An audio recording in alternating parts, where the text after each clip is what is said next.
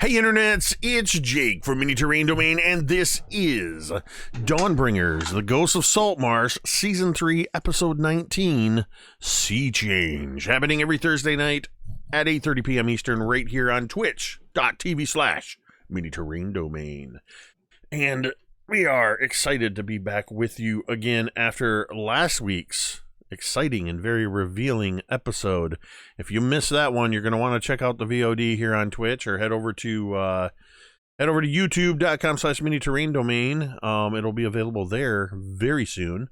But yeah, probably one of the biggest events of the campaign so far, or at least as far as plot point reveals and things like that. And we are going to continue with that this evening. But first off, you may have noticed we've got an extra person hanging out here. We are very pleased to have Dan Dillon joining us again. Thank you, Dan, for being with us tonight. Dan was previously in the Dawnbringers a few episodes ago with his character Drown, who we last saw taking off in pursuit of the sea ghost full of some of the slavers. Half of them you rescued, but Drown quickly disappeared into the ocean chasing after the sea ghost. And in the timeline of our game, that was just a few days ago. But before we get into the full recap and into the game, we're going to do just a couple of real quick announcements. First off, I want to draw your attention to the lower right-hand corner. You'll see the D&D Beyond logo down there. That is because Mini Terrain Domain is powered by D&D Beyond. D&D Beyond has been kind enough to grant us insider access, which means every Dungeons & Dragons stream that we have going on the channel, you will see, if you mouse over on your screen on the computer, you'll see the characters pop up on the left-hand side. You can click on them, see what characters, some of their stats, all that kind of stuff. Most importantly, you can see a real-time representation of their hit points and whether or not they're making death saving throws, which probably won't happen tonight. I'm just pretending I didn't see that disapproving look from V. But yes, thank you to D&D Beyond for that. Down in the lower left-hand corner, under Megan, you'll see logos for Jasper's Game Day and Initiative Coffee Company. We are very pleased to be partnered with Jasper's Game Day, a wonderful organization that has made it their goal to raise awareness and strive for the elimination of suicide through tabletop gaming. I've been partnered with them since last year when I first found out about them. And we ran our charity stream last year. I will be appearing. A bunch of the announcements went out from Jasper's Game Day. I will be one of the featured guests at Jasper's Game Day main event over near Detroit this year on May 2nd. And we'll be running some games over there along with Satine Phoenix and a few other people from. They have a huge focus on D&D Adventures League. So they've got some of the community managers and things from D&D, from the Adventures League that are going to be a part of that too. So check out Jasper's Game Day. The link that Jeremy put in there in the chat by typing ! Jaspers will allow you to donate to them, which provides funding for crisis centers, suicide crisis centers around the country. The coffee link is in there. We have partnered with Initiative Coffee Company, and you can get a Mitadea roast coffee. That $3 of your purchase will also benefit Jasper's Game Day. And since we're on the subject of the purpose of that organization, something that we always talk about is the fact that you matter. Whether you know it or not, your presence on our planet makes a difference. We care about you. Somebody else out there cares about you. But if you're struggling with that, and right now, if you find yourself struggling with that or doubting that, or if at any time during the game stream you think, yeah, I really need to talk to somebody, you can type !help, as Jeremy has just done, and some resource links will pop up. Most importantly, here in the United States is the National Suicide Lifeline.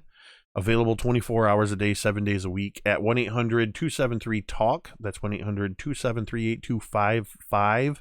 And if you're a veteran, you can press 1 after you dial that number, and you'll get a trained veteran counselor. Or if you prefer, you can text 741-741. In Canada, you can reach the crisis text line by typing Connect for English or Parlez for French to 686-868. Or you can call the Canada Suicide Prevention Services line, available 24 hours a day, 7 days a week in French or English, at 1-833-456-4566. And finally, there is a link there to opencounseling.com/suicide-hotline. And if you click that link, you'll be taken to a page that has suicide crisis lines for just about every country pretty much every country that has them all around the world. So no matter where you're from, there are resources available and trained professionals that are waiting to help you. The very last thing I want to talk about is domain dice. Most importantly, because our friend Mike the Piper just dropped 1,000 bits, which means the Dawnbringers have gotten themselves, let's see, here and here, 2 more domain dice. You're up to 120 domain dice. Just what are domain dice? Well, they're in the chat line, in the chat. Domain dice are our way of letting you, the viewers, participate in the game. The domain dice mean that anytime the players roll a d20 and they don't like what they got, they can spend a domain die and re-roll. And because they have so many of them, they can just keep re-rolling. You can actually thank Dan for setting that precedent in the streamed Ghost of Saltmarsh game for Jasper's Game Day. We helped raise a lot of money for Jasper's by doing that. You can just keep spending them until you get the die roll. You can spend 2 of them to make me re-roll a d20. 3 of them let you spend hit dice outside of a short rest. 4 of them will turn a failed death saving throw into a successful one, but it will cost you 8 if it is a critical failure. And 5 domain dice is the patron's blessing, and that is turning any hit into an automatic super crit. That is a double max damage critical hit, which again probably won't be important to know tonight. Okay, so since Jeremy's advertising for me, one last link, ! merch, where you can get your very own Ham or Die shirt, or like Ted, your very own Dawnbringers shirt, as well as numerous other shirts that we have available for our various games. I'll go ahead and throw that one in there over at Teespring. Okay, enough of that. I think I still managed to keep that relatively short. Who wants to play some Dungeons and Dragons? All right, I was gonna say, you better raise your hand, Scotty. So the Dawnbringers have relatively recently, like less than a week ago, arrived in Saltmarsh. And pretty much nothing has gone right since they arrived. They've had some minor successes, but a whole lot of bad stuff has been happening to people close to them. Their captain of their ship was jailed for suspicion of being a slaver. All of the dwarves that were under their care were quarantined on the ship by a blockade from the traditionalists. They were sent to, supposedly on what seemed like it could be a wild goose chase, but turned out to actually be a slaver and smugglers operation, where they did rescue a number of refugees, slaves turned refugees. As we mentioned earlier, half of them were still taken away on a ship known as the Sea Ghost, and the Drown took off after them, took off in pursuit. The Dawnbringers continued into town, where they barely succeeded in rescuing Captain Dervish and some of the crew from being strung up at the gallows.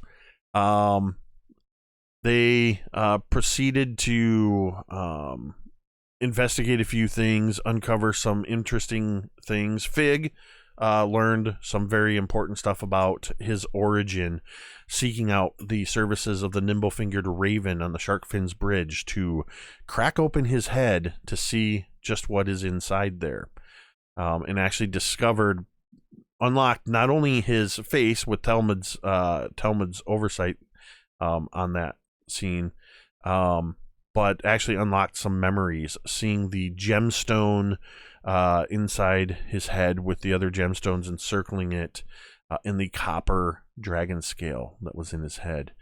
And he finally remembered his maker, Copernicus, the wizard. Griveth was cleansed of the taint from the Gulthias tree when they arrived at the Temple of the Open Soul, I believe it's called.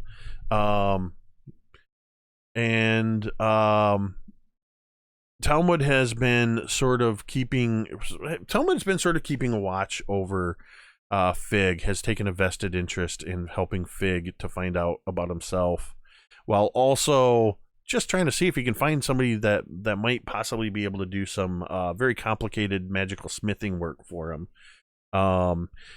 Speaking of smithing and magic, Thorgarn also was on the lookout for... he's very curious why the Dwarven Anvil, the blacksmith shop in town, is not run by dwarves. And they have an appointment to soon, hopefully, go talk to... I believe Mayfair, the mother of the place, of the owners of the place. And Cantriel, along with all of the other Dawnbringers, as they were taken by... I'm almost skipping over the most important last session, that after a dinner where they were beginning to talk and learn about the Scarlet Brotherhood and the machinations happening within Saltmarsh, Captain Dervish was going to take them to see the Lady Vantage, who had previously extended an invitation to the Dawnbringers. As they were exiting, they were ambushed by a spy and her thugs, who threw several beads from a necklace of fireballs. A fight ensued, and one of the thugs got away, and the assassin got away, but not before chucking out a couple of these, killing Roland the cook from Dervish's crew, along with a couple of innocent civilians. And that was when the Lady Vantage showed up, interceded, taking authority over even Eleander Firebrand, the marshal of the town. And she brought you up via carriage up to her mansion. She provided rooms that seemed oddly and very specifically decorated to your particular tastes. And prior to a gathering of coffees, teas, wines, liquors, and desserts, she said something that made Cantriel start to question her. And Cantriel learned quite a bit. Essentially, that her parents, who, in part, the missing of her family, had pretty much started her on her adventuring career. That, in essence, because she was marked by the dragon, by fate and destiny tied to the dragon, Ashardalon, that is why her family was killed. And there was quite a bit. I'm actually going to I believe Cantriel is going to be revealing some of what was told by the Lady Vantage, because that was told just between the two of them. But when they all went back together, the last thing that happened, and we're actually going to pick up... the stupid thing's trying to update. I hope I didn't lose everybody. Oh, all of my screens just went blank, and something said, "Hey, do you want to update now?" Good Lord. Okay. So we're going to pick up right at the exact point where we left off, as the Lady Vantage, who, in case I didn't say this in the last session, she had revealed herself to be an ancient bronze dragon, transforming in front of them. Prior to during the presentation of this gift, she transforms back into herself, her humanoid, her elven form. You have been presented with this beautiful mahogany box inlaid with silver and mithril, and inside the blue velvet interior is a single hilt of a sword blade, and she revealed to you what it was as she held it in front of her, and a blade of pure radiance emerges. And she says, I thought it was fitting that this artifact that has been in my possession for some time was presented to you. This sword goes by the name Dawnbringer. They named a sword after us? The sword has been around far longer than any of you have been around. Oh, I see. Of course. I feel confident in presenting this to you. And she turns, the blade disappears, and she turns and hands the handle to you, Griveth.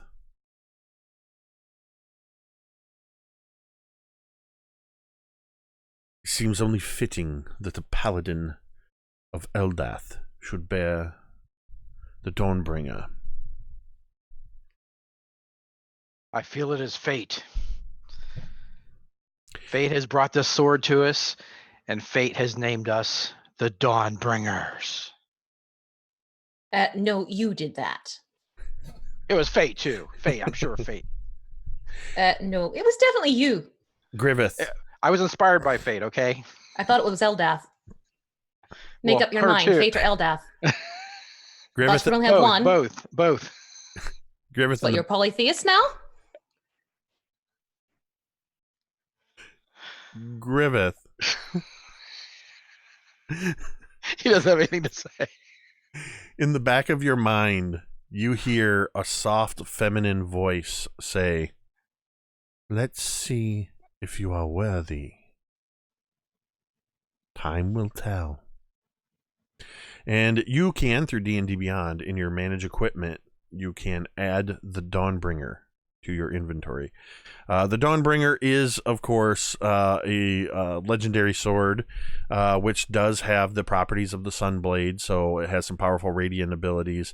But as you have just learned, the Dawnbringer is also a sentient weapon. So I'm sure there won't be any problems between Griveth and the Dawnbringer.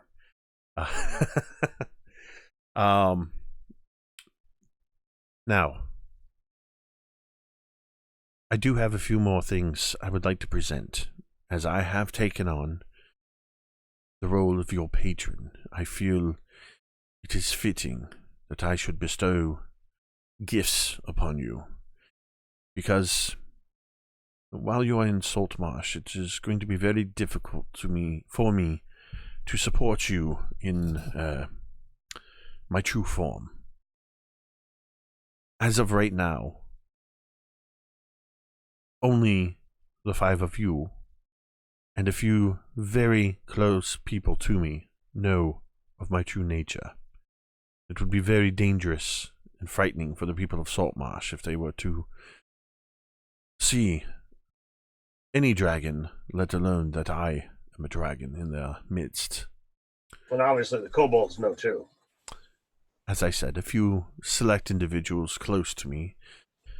Muriel here, and she indicates her handmaiden who had previously held the one thug, which you still have, the one thug, in your possession as well. He's been taken to a room elsewhere. And her sisters, who are presently not with us.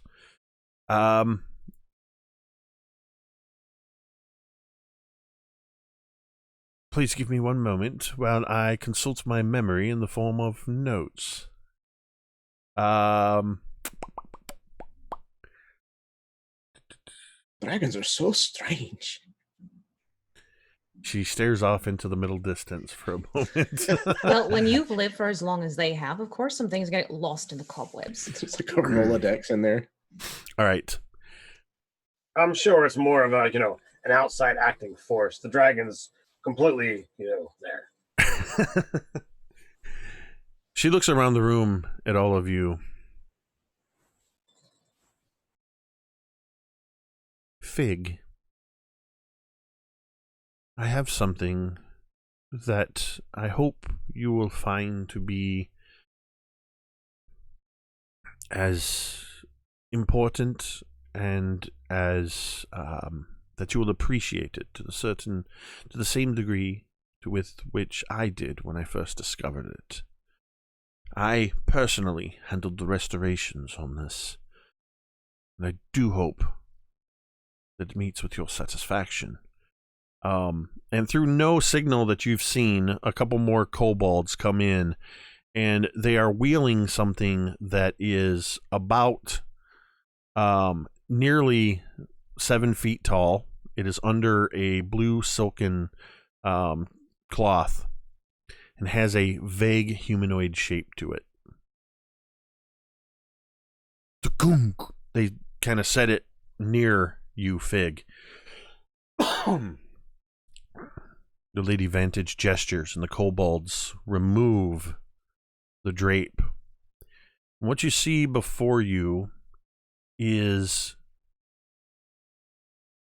it looks very similar to your own body, but it is a mostly copper body.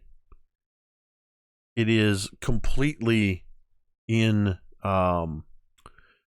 like shining copper appearance, and there is no head to it. It is just a body. This is the vessel of Figure 1 Copernicus. This is the construct into which Copernicus had hoped to instill his own soul. Unfortunately, as you know, he died before he could make that realization. This is what Copernicus would have referred to as an upgrade. I think that you will find that it has certain properties that may outshine your current form, though I do not want you to feel that there are any shortcomings with who you are or what you are capable of.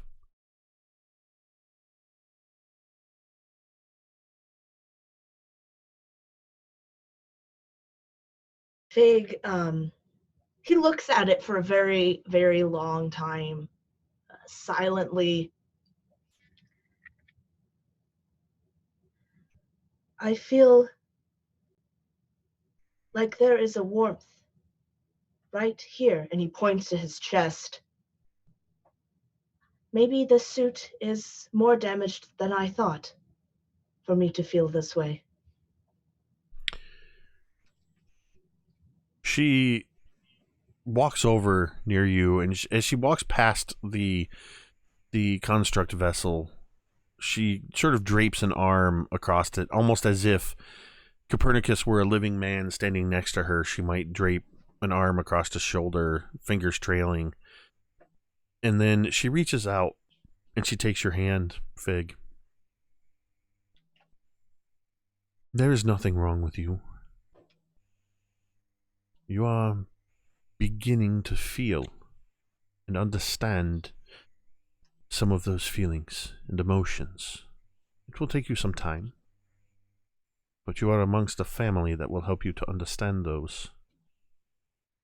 You are, of course, under no obligation to accept this, but should you decide to do it, you will note, as it is in the form of Copernicus himself, it does have certain resistances to acid.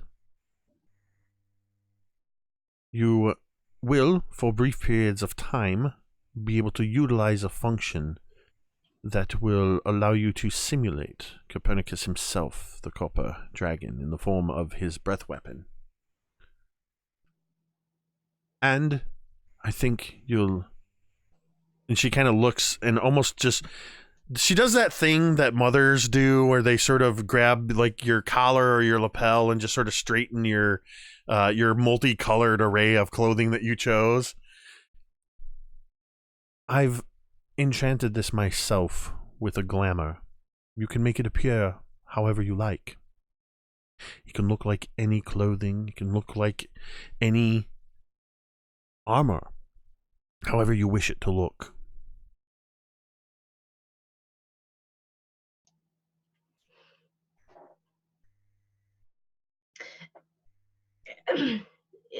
You would see Fig's eyes almost sparkle like that of a young child who just got exactly what they wanted for Christmas, and it's just, you can see Fig beginning to move a little bit,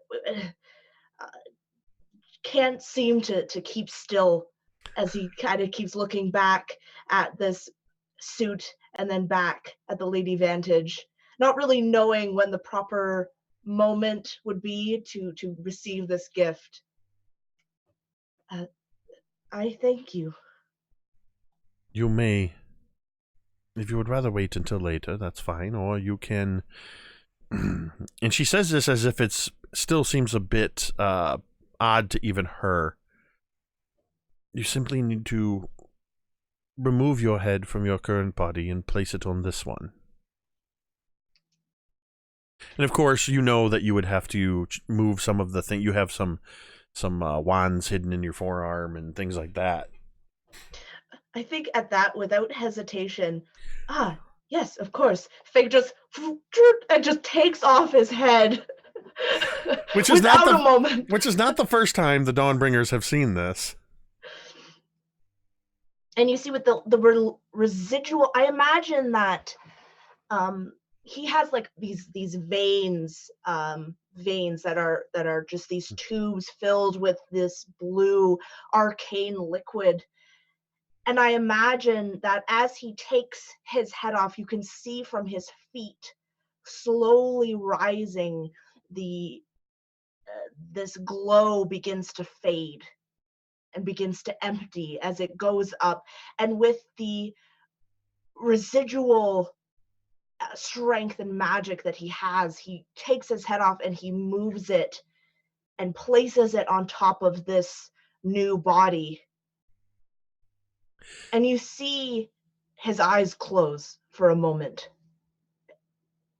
The body crumples beside him as this arcane liquid goes away, and his whole body becomes dark and just crumples to the ground. And I think it takes an extra moment, maybe a few too many moments, but all of a sudden you see the arcane blue begin to refill this new body. And you see him open up his eyes. And immediately, with that glamour, if you'll allow, he immediately puts on the clothes that he was wearing at dinner. But through the glamour? But through the glamour. Excellent. And because you moved your head, your magical hat transferred with your head. So just a quick overview. In your manage equipment section, Megan, I would like you to search for construct vessel. That should bring up a shorthand. What you're looking for is construct vessel, figure 1 Copernicus, copper. But if you type construct vessel, it should show up in the list. I tested it earlier. You do have resistance to acid damage. You'll have to check your numbers because you have an AC override in, because we did some funky stuff before Eberron came out, to create your character.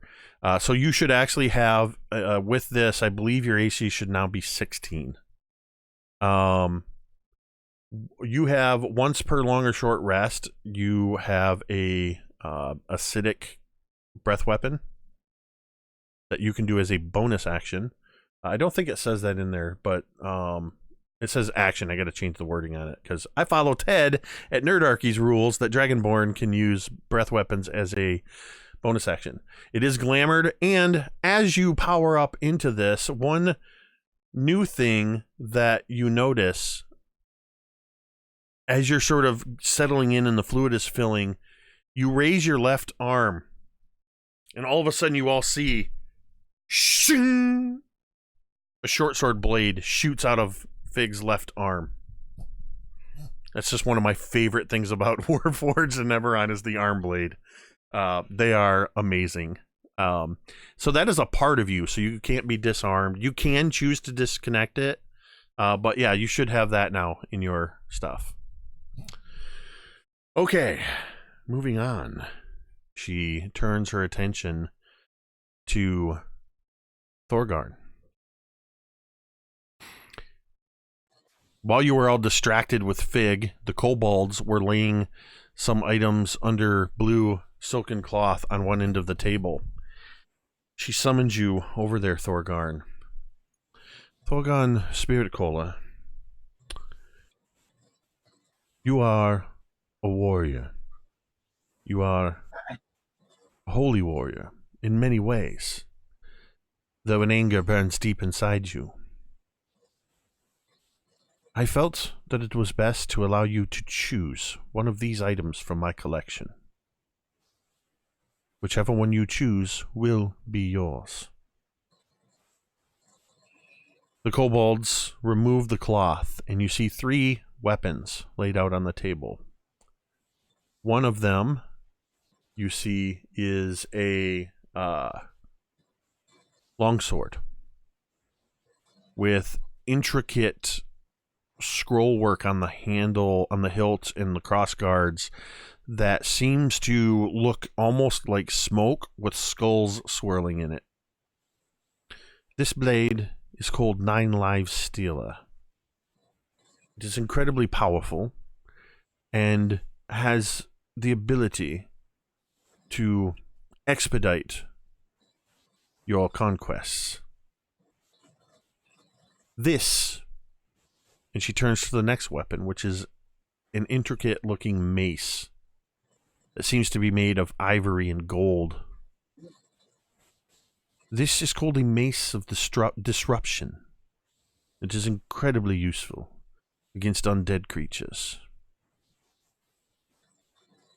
And if you'll forgive me for being presumptuous, Master Dwarf, this next one I think you'll like. And I imagine your eyes had already been drawn to the incredibly detailed with dwarven craftsmanship, the dwarven warhammer. This is called Forgefane. This was crafted by a dwarven smith hundreds of years ago by the name of Eoric Iron Anvil. It is what you might call your classic dwarven thrower. It is a powerful magic throwing hammer that will return to you. But it has properties of the smithing hammer and the smithing anvil. You can see that, Thorgarn is, probably can't take his eyes off the Warhammer and is probably like rocking back and forth on his feet in excitement. I feel like each one of you have this, when she presents these, you have this look of like, really? For me? Like you're waiting for permission to take whatever it is. Whichever one you choose, Master Dwarf, it will belong to you. She can even finish. She's already reaching for the Warhammer. All right, so you have, and you should be able to find it in your manage inventory, you have Forgefane, which is a dwarven thrower, but it can only be attuned to by a dwarf. And once you are attuned to Forgefane, you can use an action to turn the hammer into either an anvil or a smithing hammer. And what happens is it will increase to double its size, and its shape will alter to take on that of an anvil that you can use in your forging efforts. Or if you are in need instead of a always durable forging smithing hammer, it will reduce in size, and you can use it in that manner. It maintains its new shape until you revert it. And it is also a +3 dwarven thrower. So there's that too. Talmud.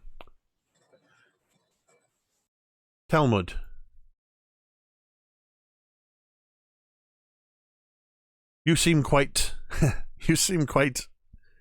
pleased with the weapons you already have in your possession, and knowing the history that I've told you of your Maul Gerta, I couldn't imagine presenting you with another weapon to replace those.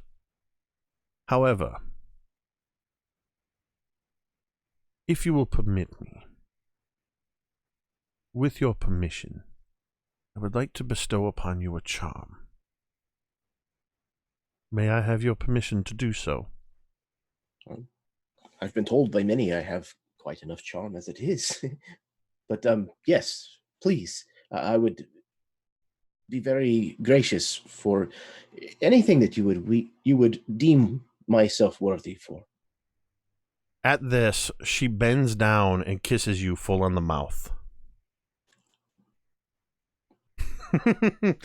For about 10, 12 seconds.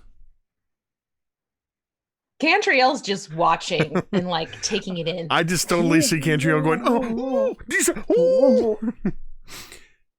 When the kiss is over, you feel...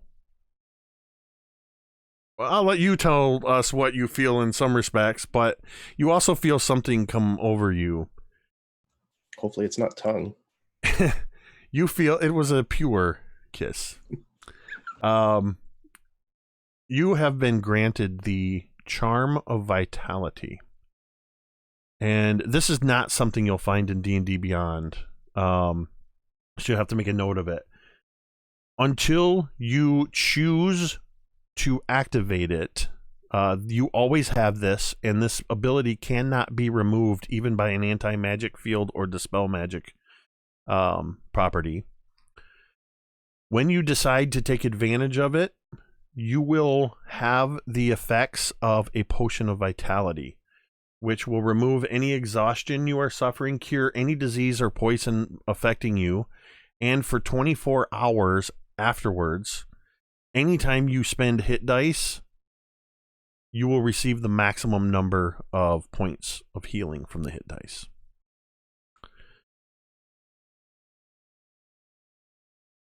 She stands back up, smiling, and quickly interjects and says, "You may also choose one of these items as well."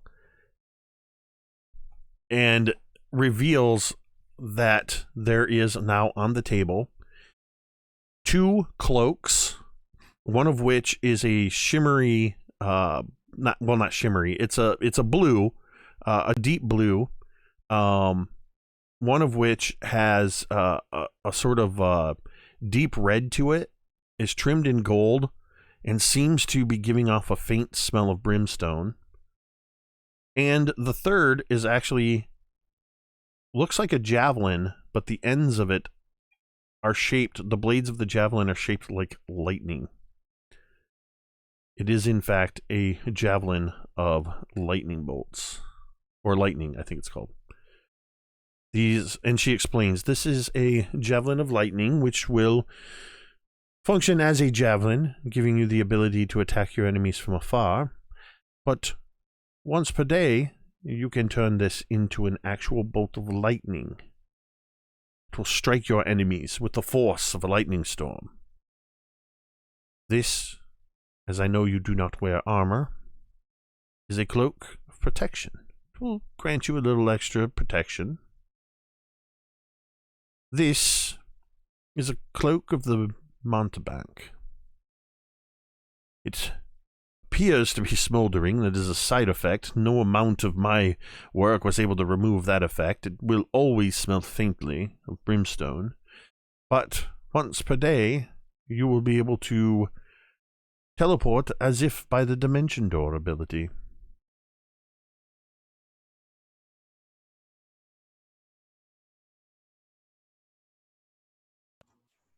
He kind of stares at these items dumbstruck, although the dumbstruck may still be from the fact that she planted a kiss on him. It's kind of hard to tell. He hasn't really made much in the way of noise at all. He kind of looks at each of these. I can have one of these. Yes, you may. No strings attached. The kiss was payment enough. It is my gift to you.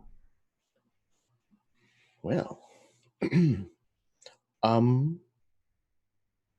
think he's going to pick up the red brimstone smelling cloak. All right, you may add the now I'm blanking if it's called the cape or the cloak of the Montebank. I think it's cape. But you will find that in there. And as you do so, she sort of leans in close and sort of helps you to fasten it on. And as she's close enough, just enough for you to hear. Though Cantriel hears because of that 20 passive perception. You kiss like your great uncle home. But she's already turned away. Do we all get kisses? You would be the first to ask that, wouldn't you? Cantriel. She has now almost a sadness in her eyes.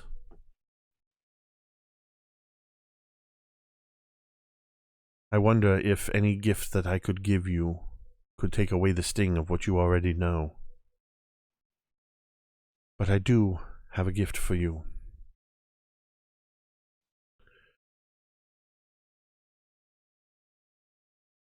I need you to decide, or determine, or tell me what you know about yourself. Which you value most. Is it your strength of heart? Is it your strength of spirit? Or is it your strength of vengeance? My heart was lost long ago, so that's not even in question. She smiles sadly at this. Vengeance only creates narrow-mindedness, follies, and missteps. I should hope my spirit has strength for what I need to do.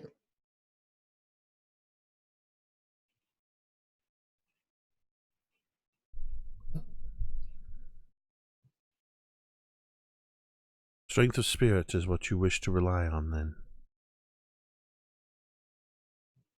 Allow me to assist. And another box, much smaller than the box in which the Dawnbringer came, which was, quite frankly, too big a box for what was in it.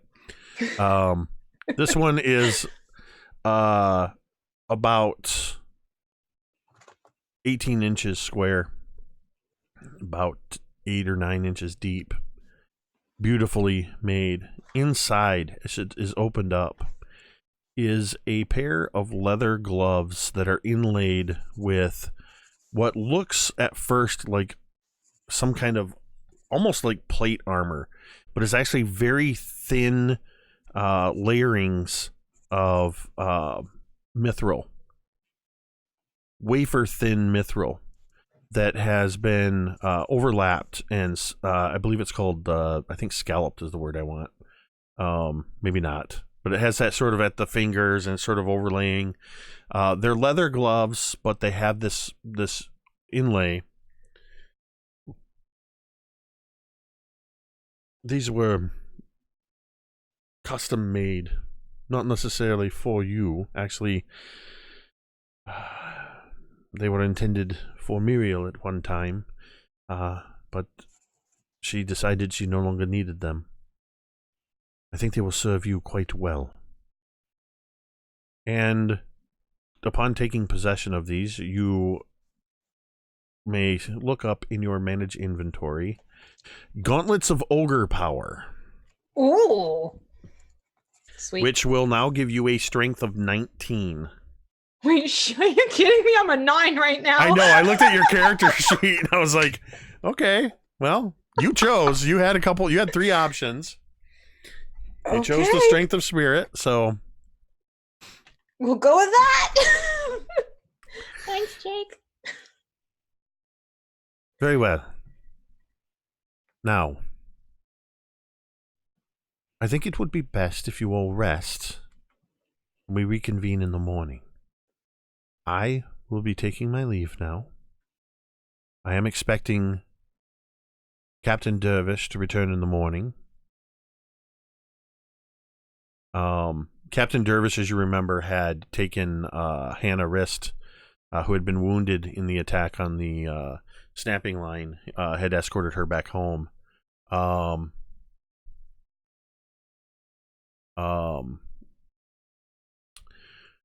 Ted, we'll figure that out. I know it works because I tested it on your sheet and I was able to bring it up earlier. So we'll figure it out maybe at the break.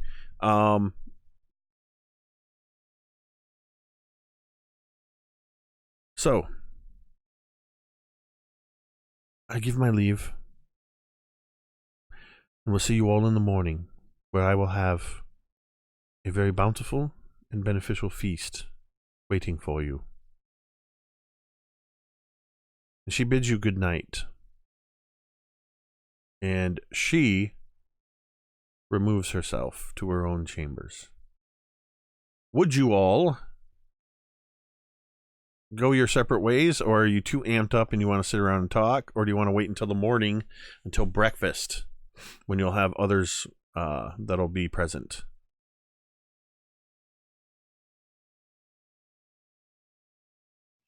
Well, that was interesting. To say the least. So, were any of you expecting this to be a trap? Totally. I was not expecting dragon. I was not expecting gifts. Mind you, I still probably have not taken my eyes off the Warhammer. Thorgarn's almost hugging it to his chest. I think the cape was the least surprising thing of the evening.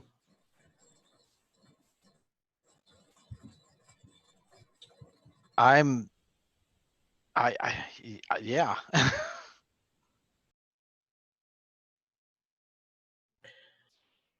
So I've got a small cask of Kiergan to finish off before I turn in. So I'll be over here in the corner.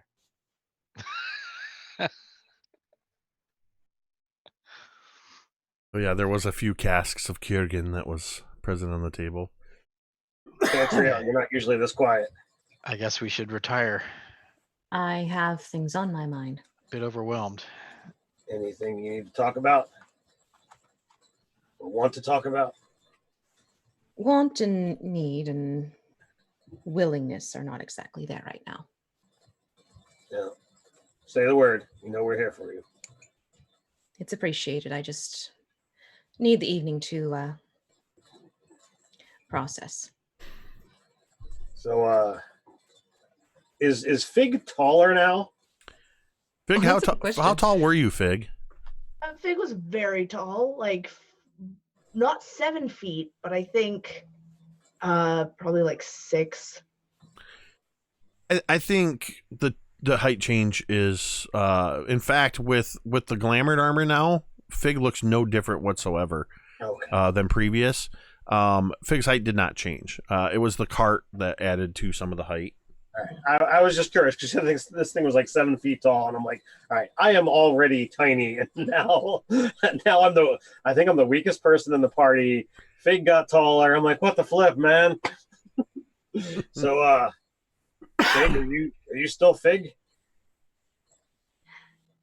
I think that Fig right now, he's not really listening. He has been going from painting to painting, with whenever there's a person in it, and he changes his clothes to mirror the person in the picture.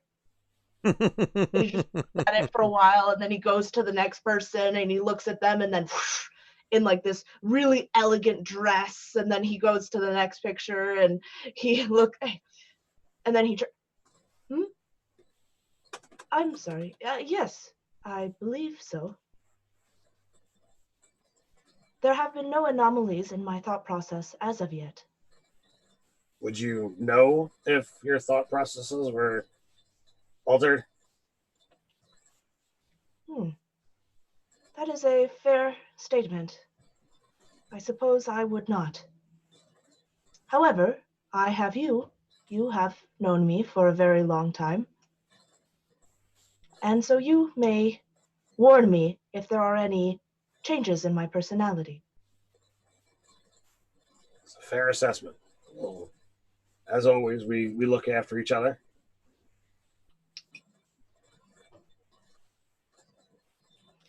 I still have that warm heat in my chest. Me it might be too. something. So I guess we all have some things to think about or decompress or what have you. So kind of still holding the warhammer. He's gonna kind of hold it up a little bit and say, "It's been a long day. I hope you all have a mighty fine rest, and look forward to a good breakfast." Food and drink with the two of you, isn't it? Not very much that's finer in life, honestly. And perhaps some elves. And at that, she's going to turn on her heel and walk towards her room. Did you say perhaps some elves? So I'll head over to Talmud. She wasn't offering, right? And I'll just walk away. This is going to last for so long. Still can't get the taste out of my mouth. He's going to keep drinking. By now, you have become accustomed to the taste of Kiergan, and you can enjoy Kiergan without any of the adverse effects. Let me rephrase that. Without the need to make the Constitution saving throw, you can enjoy the adverse effects.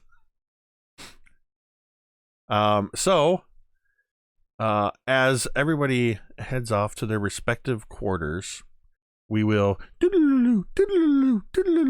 fast forward to the morning. As you all begin to wake and rouse yourselves, and in having probably, and this is entirely dependent upon you and what weighed on your minds, but in terms of physical accommodations, the most comfortable rest that you could have had. When you arrive at the grand dining hall, the windows are all open to allow the natural light to stream in. Everything is brightly lit. The table is laid out with an immaculate breakfast feast of all kinds of foods that you can imagine. In the center is a massive honey glazed ham that is laid out in a golden serving tray emblazoned with jewels that easily is estimated to be worth 1,000 gold pieces, because this is in fact a true hero's feast. In addition to the Lady Vantage and the numerous kobold servants standing by, there are two other figures already seated at the table. Captain Virgil Stark Dervish and Drown. Drown arrived. You arrived early in. You arrived early in the morning, and you have already had counsel with the Lady Vantage. And you told her what you discovered. I'll leave this up to you, because he was imprisoned when you were with the Dawnbringers before. Do you know Captain Dervish?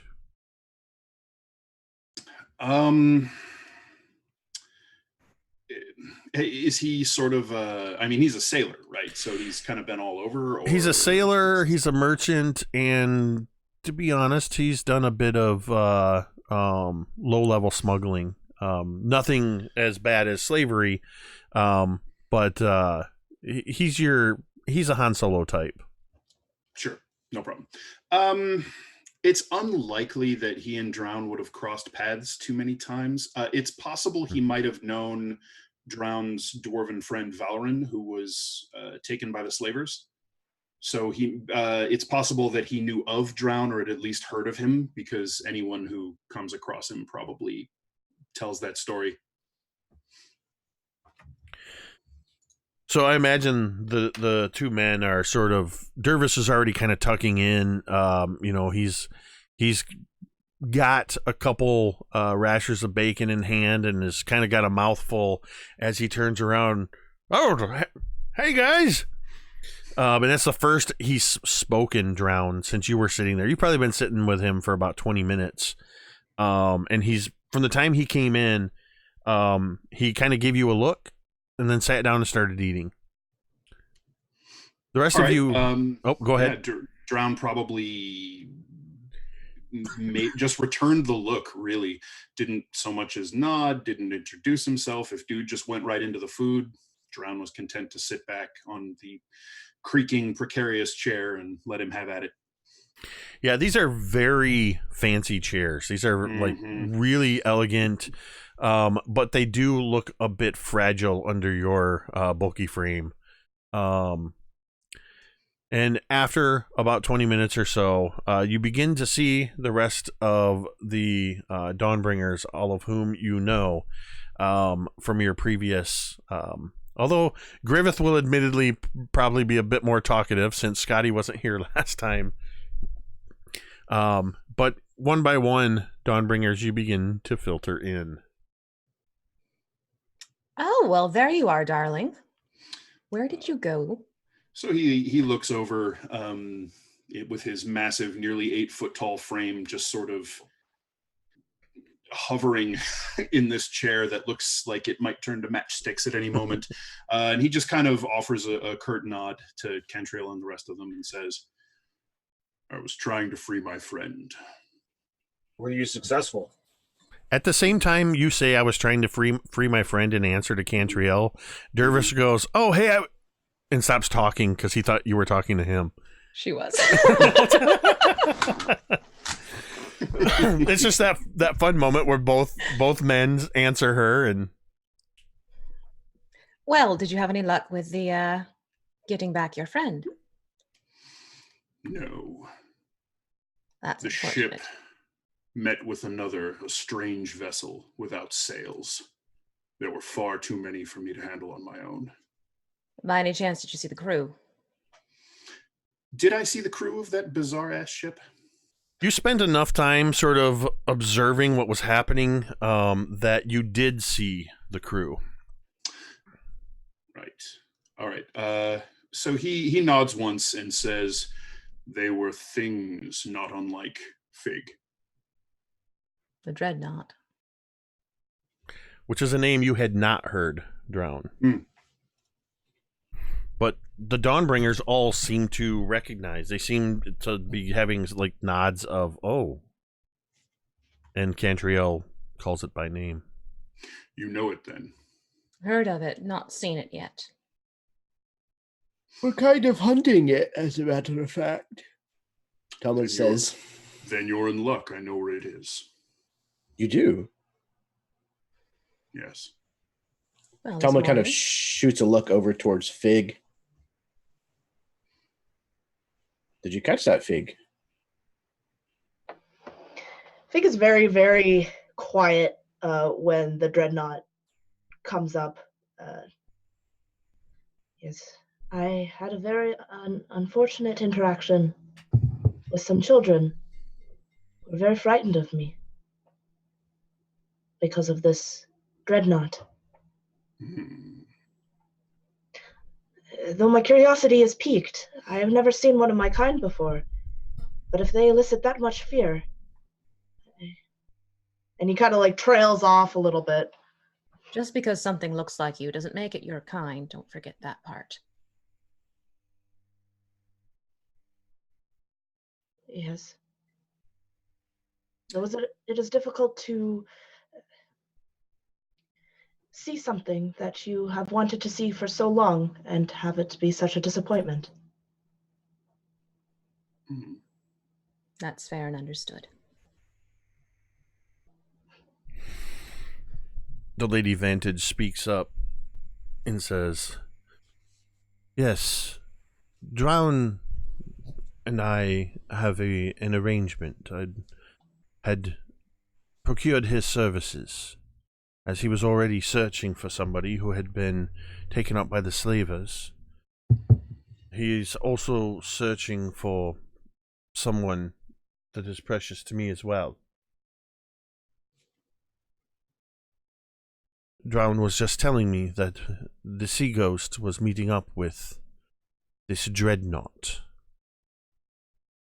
It appears, despite the nature of the crew, they need humanoid slaves in which to maintain things on their ship, or for whatever purposes we don't know.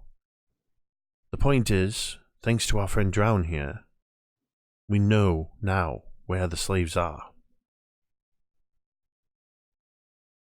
That is extremely fortunate, then. That's very interesting, but how would we get there? Please don't say sailing. Drown looks across the table to the captain, who he does that thing where I kind of imagine everybody's looking over at Dervish, and he's got like a beer in his left hand, and he's got a big spoon. It's actually one of the serving spoons, and he's just shoveling eggs into his mouth, and he's like, "Oh yeah, yeah, that's where I come in." Can your ship stand up against a dreadnought and a pirate ship? You've seen what the Evangeline can do. You think I showed you all the aces in my hand? She can hold her own. She have a great disappearing act, dear. She can hold her own. All right. Is there any way to do it sly-like, as opposed to stand-up fight, ship to ship? Are you proposing to sneak in there, and somehow surprise what is apparently an ironclad vessel and a fully armed pirate ship? Can you manipulate your ship to pull up right alongside quickly and then disappear again? Does the ability recharge that quickly? Look, I've told you this. It doesn't vanish. It just moves quickly. I don't know all this magic. It's sort of a teleportation. You're a paladin, aren't you? Oh, God. I don't know how magic works. It just happens. That's an entirely different problem. Drown, did you get any good looks at the ship to see if there's any weaknesses? Perhaps that's a better way to go about talking about this. This dreadnought, you mean? Of course. It does not seem to have much in the way of weakness. The crew are tireless. It's difficult to catch them unawares. And the hull itself is iron, steel. Is it out to sea, or is it in inland? It is at sea, currently anchored near an atoll, a good distance from the mainland. Which is where it was 2 days ago when you last saw it. I wonder, Lady Vantage, how resourceful are you with procuring parts of monsters? This is a very peculiar question that you are asking, Talmud. Could you elaborate, please? Well, we dwarves are no strangers to problems with iron. there are these creatures called rust monsters that eat iron. If we could manage to somehow get some of them, or the antenna, I believe, are the dangerous parts, maybe the iron hull will be a benefit to us and not a detriment. Cantriel's looking at Talmud like, where did that come from? That I may is have fought one or two. an incredibly well thought out plan, Talmud. Unfortunately, I'm not exactly familiar with where precisely one would go about finding rust monsters and or their antennae. That's fair enough. I thought I'd try. Fig, Fig, I know that you're weary of these beings, but maybe you could help us somehow. Maybe you could say where you've captured us, or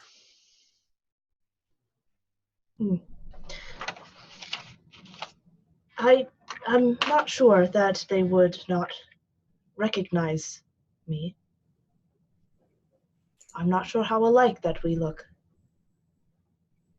But if we get within 500 feet of this ship, I can bring someone else, and we can appear right on deck. If that would be any help.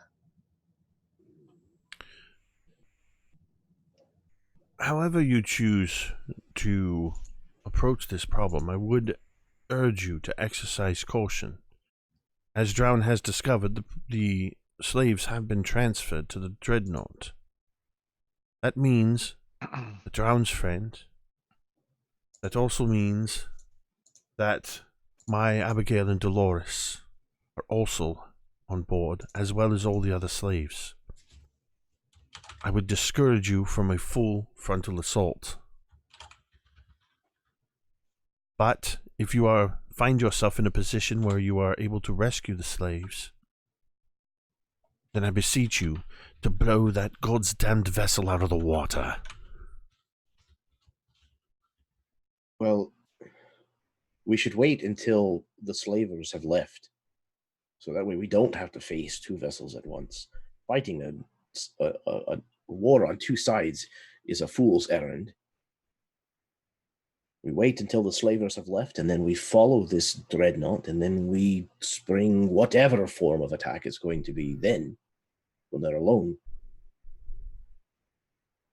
That kiss last night must have done something. You've been making lots of sense today, Talmud. The Kirgan is fantastic. Yeah, no, I don't think it's a Kerrigan. You've drank plenty of that and have never been so coherent. So says you. I do. And says I. So that's two. Is that motion carried or something along those lines? But it is a good idea. Wait out the one ship. Stalk the dreadnought. So, do we think that the two ships are still there, or did the slaver ship drop and go? Drown, do you have any information on this? Did I see if the slaver ship left, or the last I saw were they both still there? How long would you have stayed and observed as they were transferring? If it didn't look like they were just immediately going to set out, he would have definitely stayed until the transfer was done to see if the ship was going to leave and which one his quarry would be on. Other than that, once they were actually transferred to the dreadnought, probably just long enough to realize that there was no realistic way of him getting in there and then out alive, and then would have come back. I think it's safe to assume that with the amount of observing you were due, being in the water for a prolonged period of time obviously isn't a problem for you, but you had to make a decision. You had to weigh this decision. You witnessed the prisoner transfer.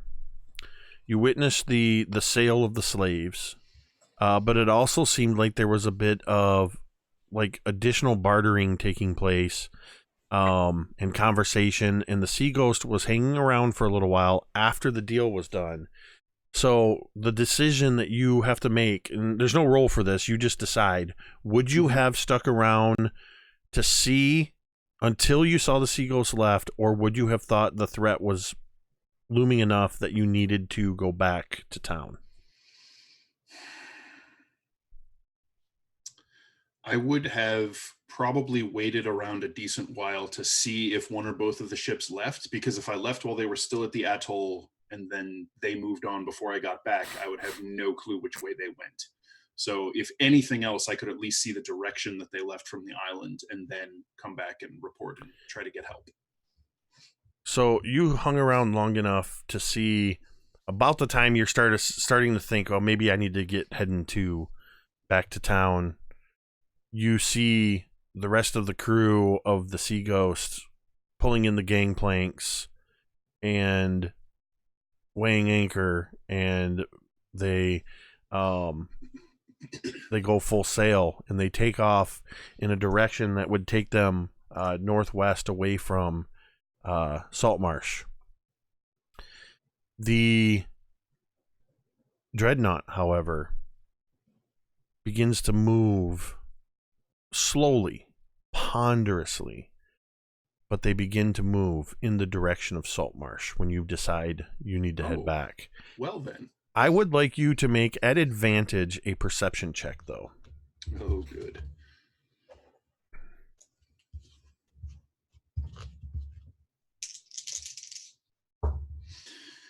Advantage, that will be a 14. As you begin swimming,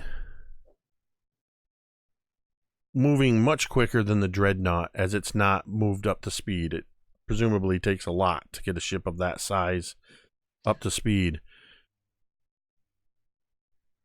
As you're underwater, I imagine when you swim, you have this sort of, you move very sleekly like a dolphin, cutting through the water, but every once in a while you break near the surface and then dip below. And for just a few moments after you're departing, you hear, as you're underwater, you hear this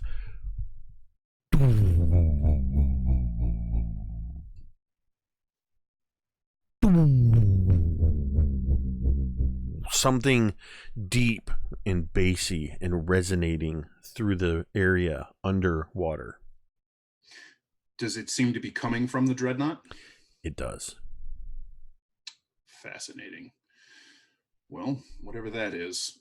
Does it have any obvious means of propulsion, like oars sticking out or anything like that? It has. Not only does it not have oars, it doesn't even have oar slits. What you observe, the nature of the dreadnought, is that it is seems to be a pitch or ash blackened timbers that are covered in scorched looking metal iron plates. All right. And there's no sign of, not even sails, not masts. Right. There's just this sort of cabin, and it's big enough to have a below decks, but I mean, this is bigger, by the way, than the Sea Ghost.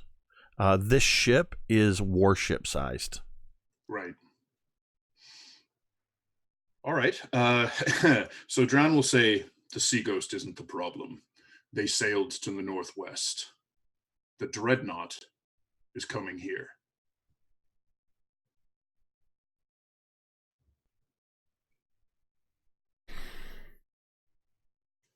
Well, that's great news. That means we don't have to sail out to find it. The Lady Vantage, at this, she looks around. She catches your eye, Cantriel. To all of you, she says, though she's maintaining eye contact with you, Cantriel, she says, and so it begins.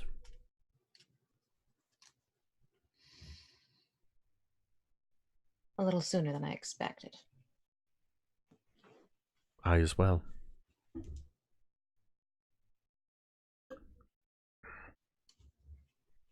And she's, you actually see her pull into herself, which is not normal. And she sort of goes off to a corner of the room, sort of foregoing the meal in and of itself. And she's actually kind of pulled out her drum and she's just sort of tapping it for a little bit while everyone else is still sort of tucking in and eating their food and being sort of quiet and just humming to herself a little bit. Uncharacteristically, perhaps, Talmud actually pours a glass of like breakfast wine and just like walks over and kind of gently sets it down next to Cantriel.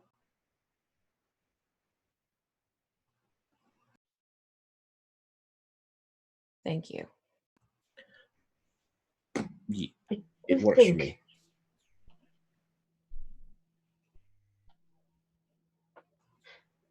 I do think that we need to get rid of the problem of the dreadnought before they make landing. That may be catastrophic. So you mean out in the water again? Yes. I was afraid you were going to say that. The dreadnought's going to be the least of our problems, though.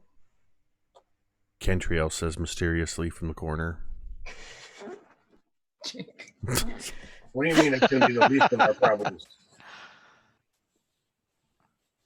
The Lady Vantage punctuates that and just says, it may be, in fact, the very first domino to begin falling. And she just looks to you, Cantriel.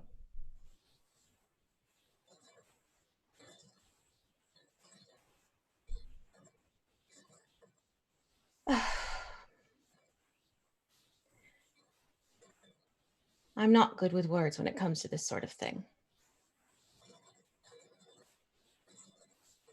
But perhaps I can serenade you while you eat. How's that? That I can do. That.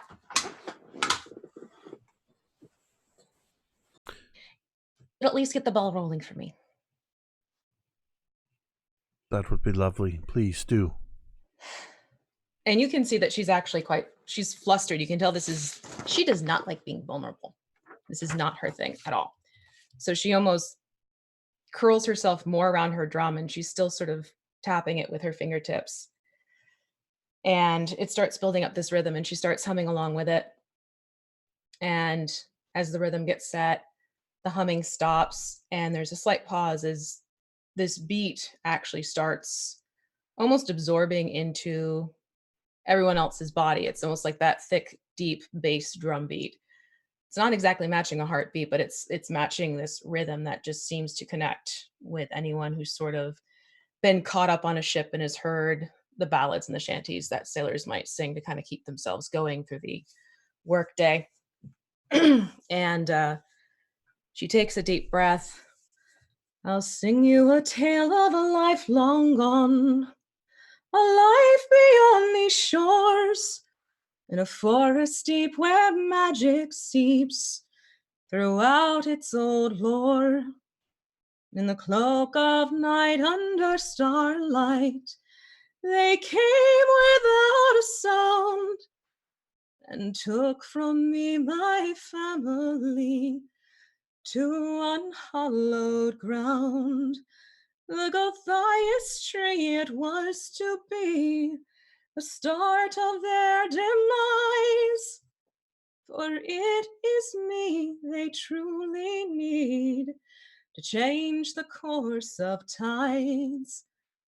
With my cursed blood and history, they will try once more. And so I seek to right wrong deeds, to cease what was before.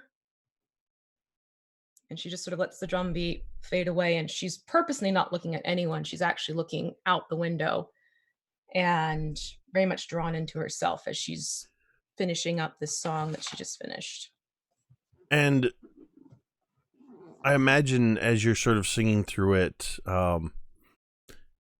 you're a bard, and so there is a natural magic that is infused when you sing. all of you, Griveth, Fig, Thorgarn, Drown, Talmud, Dervish, even, you're barely 3 notes into this, and he sets down his beer, he sets down his fork, and everybody their attention is drawn to you. And each of you, as Cantriel is singing this, your mind, you begin to see flashes of visions of a young elven woman, a young elven girl playing, her mother and father watching, her brother and sister playing alongside. When suddenly, in a wisp of fiery black and red smoke, they all turn to ash, except for the young elven girl. You watch as different spirits move in and out, solidifying, becoming important figures in this elven woman's life.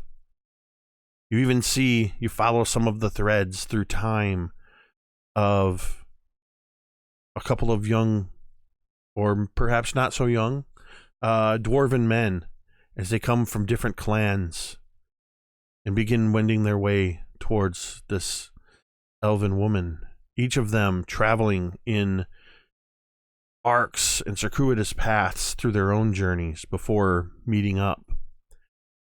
A young human wrestler turned adventurer turned holy paladin, his path wending in to meet up with them. For a brief time, an older druid traveled with them, and then almost in the breath, between syllables, she's gone.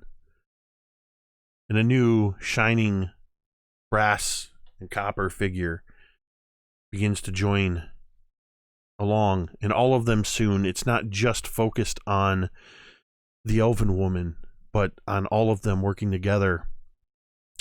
Briefly, a sea elf meets up with them along with a human pirate captain or smuggler captain, and a new figure that has begun to merge with theirs, of a large humanoid man who takes to the water with nary a thought.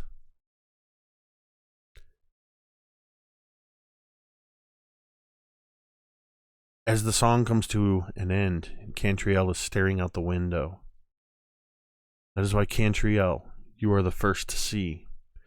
You can look out looking out this window, you're looking out over from the high on the hill, the port town of Saltmarsh.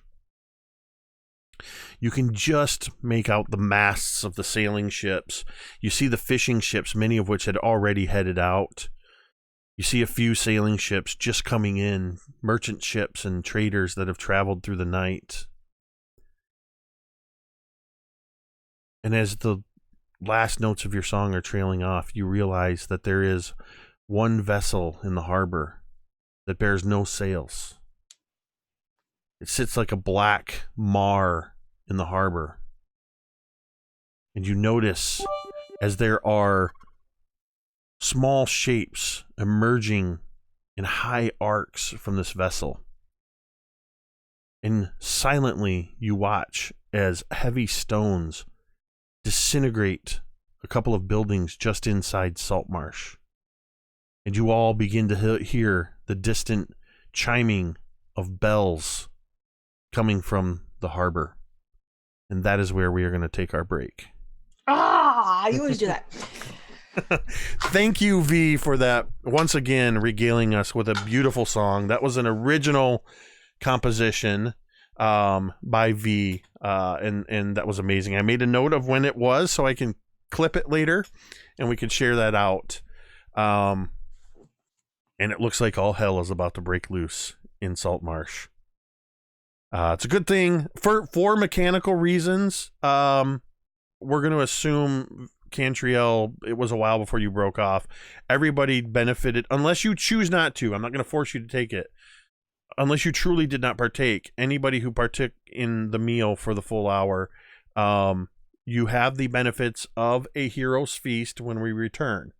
The that means that you have no diseases, no poisons. You are immune to being poisoned. You are immune to being frightened. You make all wisdom saving throws with advantage. And this is important. All of you, your hit point maximum, and since the Lady Vantage did this, I'm gonna roll this. Your hit point maximum, all of you, increases by 16 points. That's not temporary hit points. That is your hit point maximum. And that effect will be in place for the next 24 hours. Also, so I don't forget it during the break, it looks like, if I'm not mistaken, it looks like there were 1,000 bits from Spike. So that's going to be 2 more domain dice. And then it looks like Tamiko gifted Erasmus Expeditions a subscription. So that's 3 more domain dice. So that puts you guys at... make sure I change this right. You guys are at 123 domain dice. All right, we're going to take a short 10-minute break. When we return, we'll see what the heck is going on in Saltmarsh. Please stick around, and we'll see you on the other side.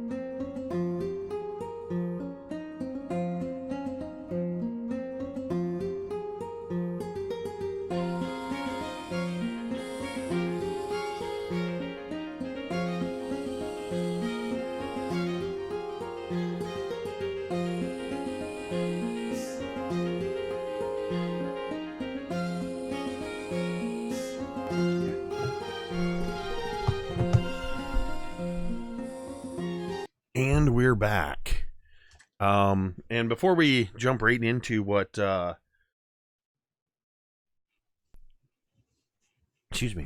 into what is happening, I did want to remind people, I mean, obviously I know all of the players know this, but at the end of last session, the characters also leveled up. So the Dawnbringers and Drown are all level 9 adventurers at this time.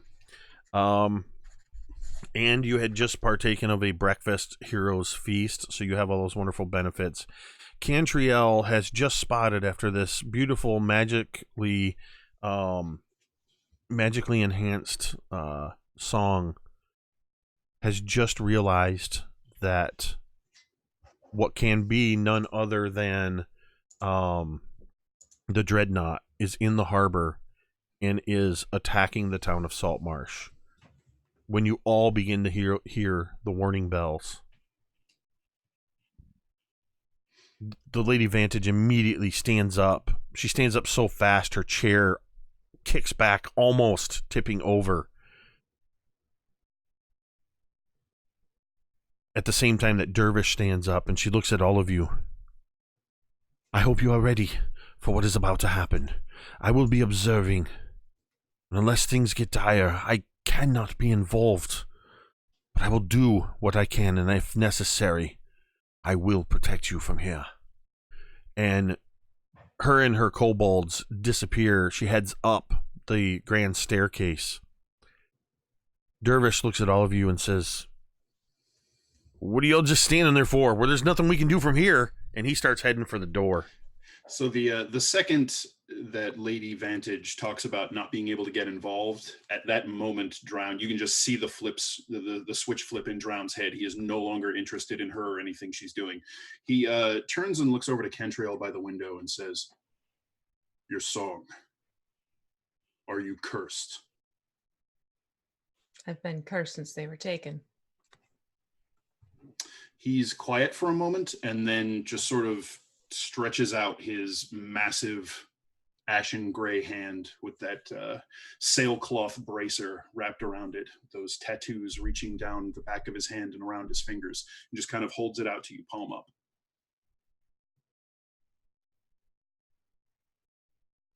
She's sort of like, am I supposed to take your hand? And stretches her hand out to him. Okay. So when you are kind of like hesitantly stretching your hand out, as soon as it's kind of in grasping range, he clamps his fingers around your hand. His eyes, which are this kind of blank seafoam green, flare with this like the light shining through the surface of a pool and casting its wavery images on the walls and ceilings in this sort of deep, vibrant green. And he says something in this bass rumble.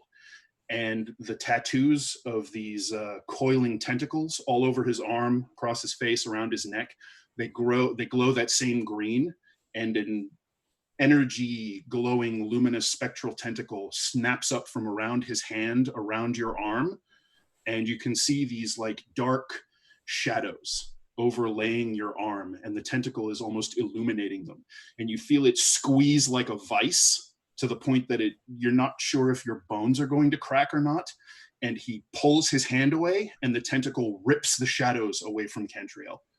Any curse affecting you is now broken. Is it a single curse or any curses? All curses affecting the target are broken. That ends your attunement to cursed magic items. Cool. Because there's, yeah. Cantriel, you would feel the just that vague separation as the cursed luckstone and the copper duchess, just it's a little more than a thread of connection, but as Drown withdraws his hand, those curses no longer affect you. So when that happens, Drown flexes his arm, his muscles bulge, and that tentacle crushes the shadows that it ripped off of Cantriel, and the light tendril sort of coils back into his tattoos, and all of the glow vanishes. And then he just sort of nods and heads for the door. That was so cool. I almost pictured like Neo flexing reality at the end of the Matrix. Just As he walks That's so away, cool. she'll shout behind him, "Mine do that too, you know." So how far away are we away from where all of this is happening? About 2,000 meters. But already the front door is open, and Dervish is yelling in at you all, "Let's go!" And So, he's whipping. what I was going to say is when she decided to start moving away, Thorgarn's got the hammers in his hands, and he's bolting for the door. So I missed this whole cool scene with you two. Well, then you're already jumping on as you see that Dervish has jumped onto the Lady Vantage's carriage. The kobolds had prepped it. Perhaps she had planned to go into town. Dervish jumps up. He's sitting up in the driver's board, and he's yelling in as Thorgarn, you're jumping in, or you can clamber up next to him, whatever your choice is. He's yelling in through the open door, "Let's go!" Yeah, I would be up front so that I could be able to just hop down and go right to it. I think there's this moment where Talmud is turning to head to the door. He stops and turns around and picks up the cask of Kirgan that was kind of still left, and he kind of does this like half step in both directions. He realizes that he doesn't want to leave with it because that would technically be stealing it. So he kind of quickly sets it back down on the table and opens a tap and starts filling up a cup, like as he's eyeing everybody else running out the door just as fast as he can, trying to get this tankard full before he then closes the tap and turns and kind of puts his hand over the tankard and runs after everyone. I love it. Griveth kind of halted for a moment when he saw this weird tentacle thing wrapping around Cantriel and was actually pulling his sword out, getting his sword ready, thinking something was going wrong. And he kind of realized that that's not what was happening, but he was still kind of shocked and upset about what happened. He was like, it was just weird. Which sword were you almost drawing? Sir Bradford's honor. As you reach for the hilt of Sir Bradford's honor, in the back of your mind you hear, "How dare you touch another blade?" What? Who? "In the coming battles, you better be wielding me if you are to be worthy." Sorry, I have a cold, so I can't, and I have a deep voice, so I can't get even close to a smooth feminine voice, but just imagine that's a very smooth feminine voice. Yeah, it's like, it really takes him by surprise because he hadn't heard it before. Actually, you had the night before when you took on Dawnbringer. That same voice said, "We'll see if you're worthy." Oh, gotcha. I was thinking it was Eldath. I was thinking it was Eldath's voice. Well, and you're fine to go on thinking that, but it's not. Yeah, that's what I think that's what I initially thought, and then now I'm realizing it's not. Okay. Fig, what about you? Fig is following close behind everyone. If we get within 500 feet, I can take another person on board. Do you think that would be useful? At this point, I think it's only Drown and Cantriel that are left in the house Well, with he's you. like kind of yelling, So, like okay. as he's like, just like running out the door and just like yelling it out as he's running and getting into the carriage. Yeah, Drown was headed into the carriage as well, so he's just... Cantriel, where are you going? I'm picking up my bow and putting it across my body, but in doing so, Mother, you might want to come out and play for this one. So you are activating the melody rune. Mm-hmm. So there's anybody looking that glances back as Cantriel is the last one to come out the door. You would see this weird moment where as Cantriel runs, she seems almost to be blurry. And then an almost identical but slightly more mature looking elven woman in a spectral form separates, and the two become two distinct individuals. and your form of your mother seems to, though not necessary, leap up onto the sideboard of the carriage and just hold on. In response to you, Fig, Dervish just yells down at you and he says, "Until we know what's going on, we should all stay together." And as soon as you're all on board, just whoosh, whoosh, and the carriage takes off. And he's driving this thing at an incredible speed, racing down the streets. You all can now see the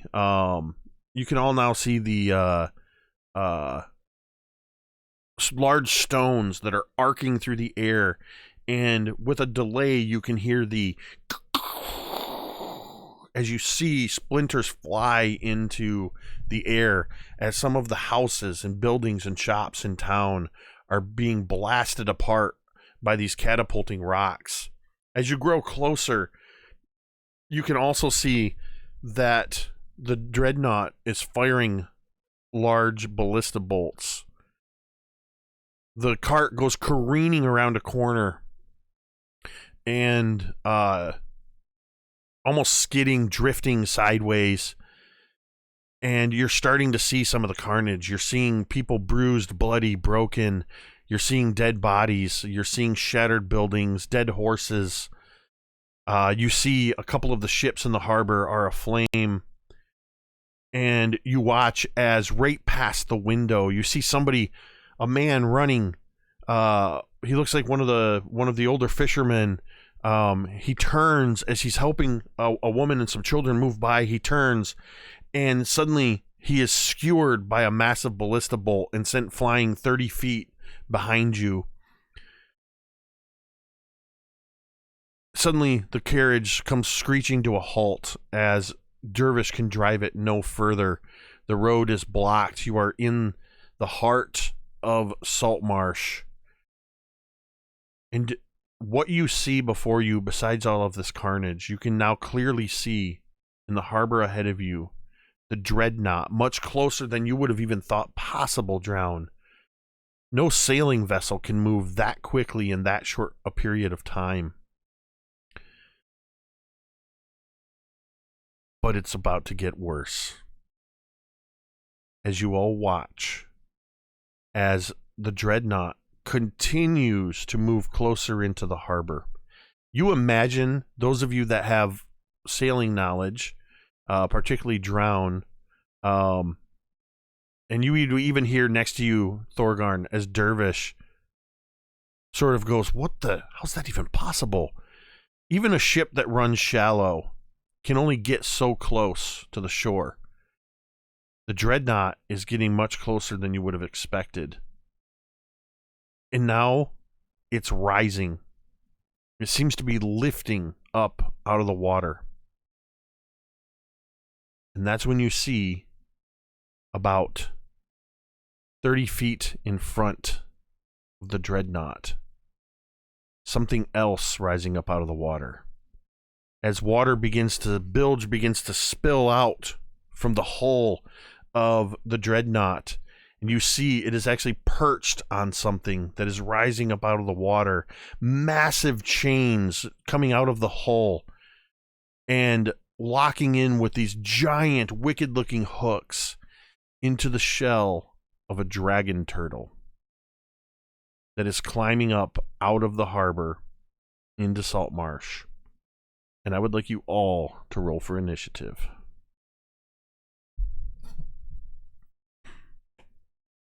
And I've got to roll a couple initiatives as well. So I have a 19 for initiative, but as soon as Captain Dervish starts slowing down before it's officially stopped, Thorgarn is just leaping off the cart and moving in the direction of the dragon turtle. All right. About how long did it take us to get from the house to where we are now? Oh, let's see. I would say at the speed at which he was driving, less than 10 minutes. Okay. Then on the way, at one point, Drown would have stretched out his hand and seawater begins to pour off of his palm, and in a spray of brine, that staff appears. All right. Griveth, what'd you get for initiative? 15. Cantriel. 19. I feel confident in saying your dex is higher than Thorgarn's. It's a +7. Fig. 4. That was a 4? I was just making sure another word wasn't cut off as part of that. Like I didn't hear you say 20. Talmud. I got a 13. Drown. 11. Right, and then I need... You even...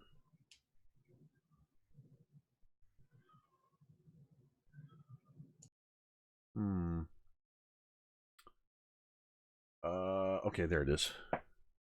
That's gonna be 9. And then one more. There we go. All right. Ooh. Okay. All right. So Cantriel will be going first, followed by... Wait, I was reading my save. It's a +3. Sorry. Thorgarn, what's your dex? Only a +1. Okay. So Cantriel, you're going first, followed by Thorgarn, followed by something else, followed by Griveth. And then Talmud.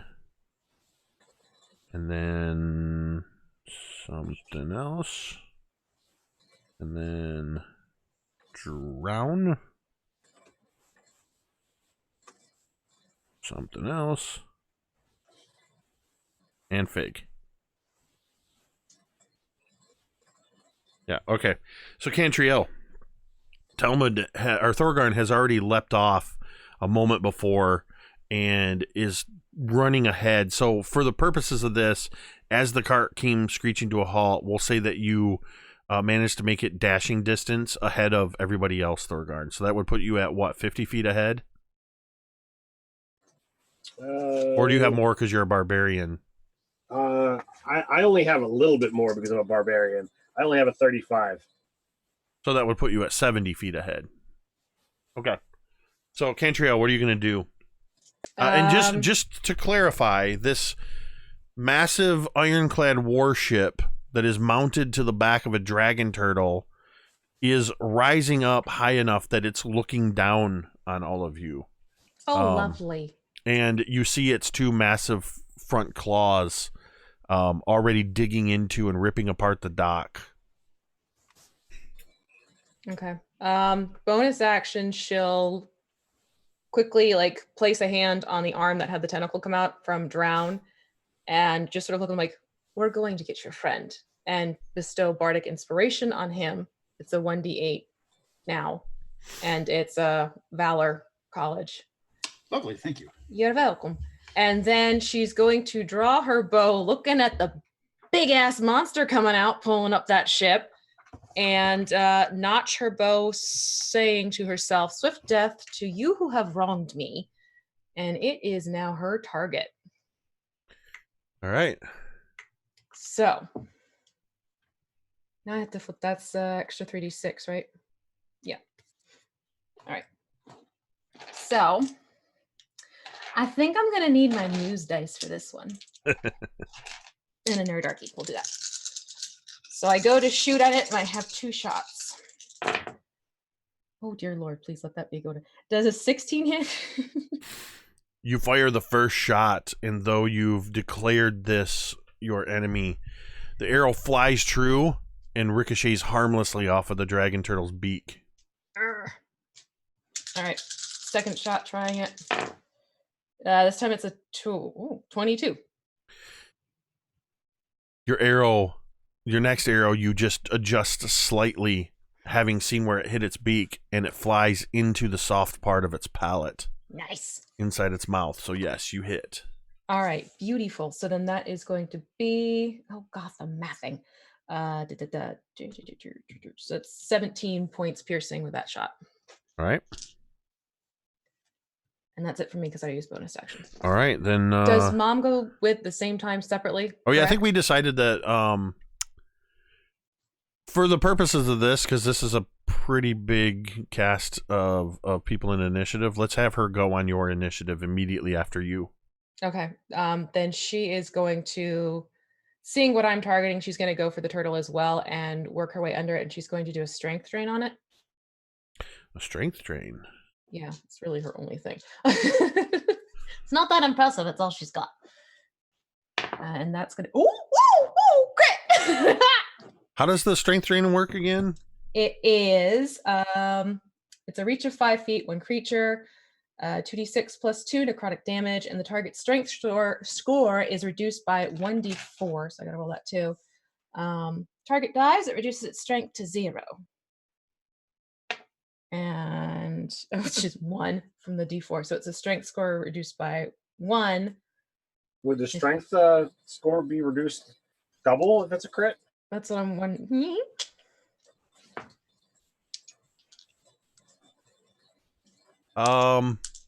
No, the strength drain is only going to be by 1, but the damage is going to be doubled. I just rolled the second set of dice and I got 2 Muse logos. Nice. Yeah, so that's 26 necrotic damage. Yay, Mom! Nice. So 26 necrotic. And its strength is reduced by 1. All right. So then it's Thorgarn's turn. So how far away is this thing? Because of its massive size and its massive forearms, it's close enough that you can get to it, that anybody can get to a part of it. All right. So then I will rage, and for the purposes of this combat, because you're dealing with such a large target, I'm more or less going to be concerned with sort of like near, far, and very far kind of distances. We'll kind of work within those. I'm not going to be as concerned. This thing's so massive, you could be in the middle of its feet and be 30 feet away from either side of it. So just keep that in mind. Since we are not using battle mats or anything, it'll make it easier on our theater of the mind. So that is a 25 and a 29 to hit. Both of those are going to hit. And what are you attacking with? This is with Forge Fane. All right. And I'm raging, so that's why there's only 2 attacks. Do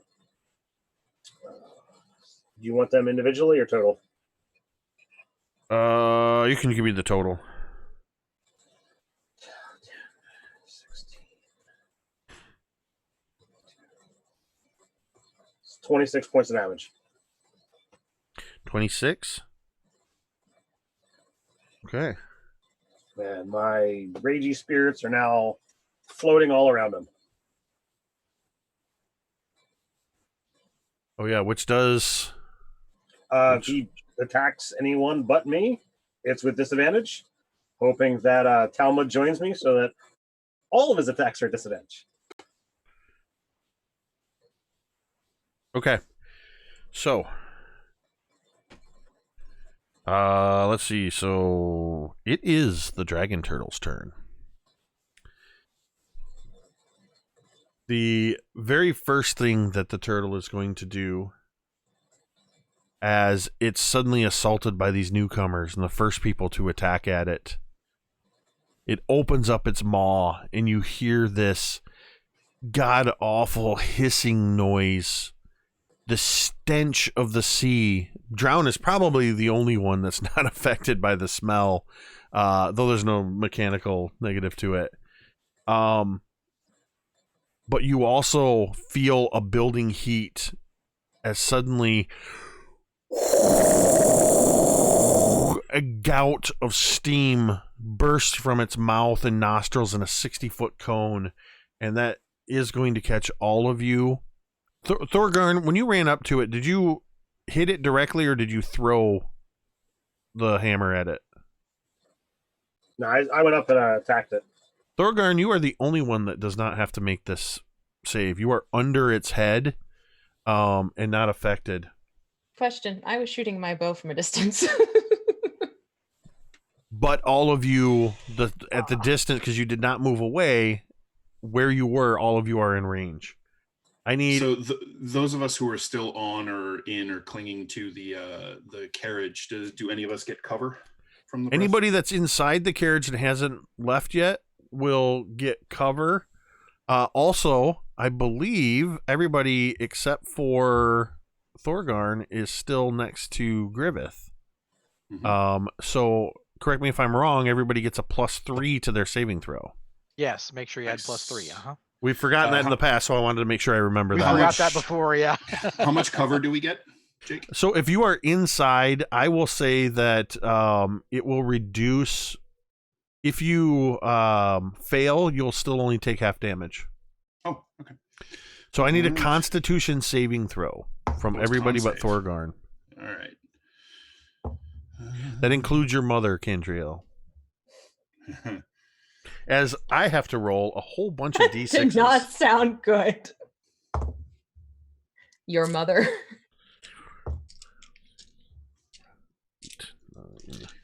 Didn't you say the mother is had to attack in melee?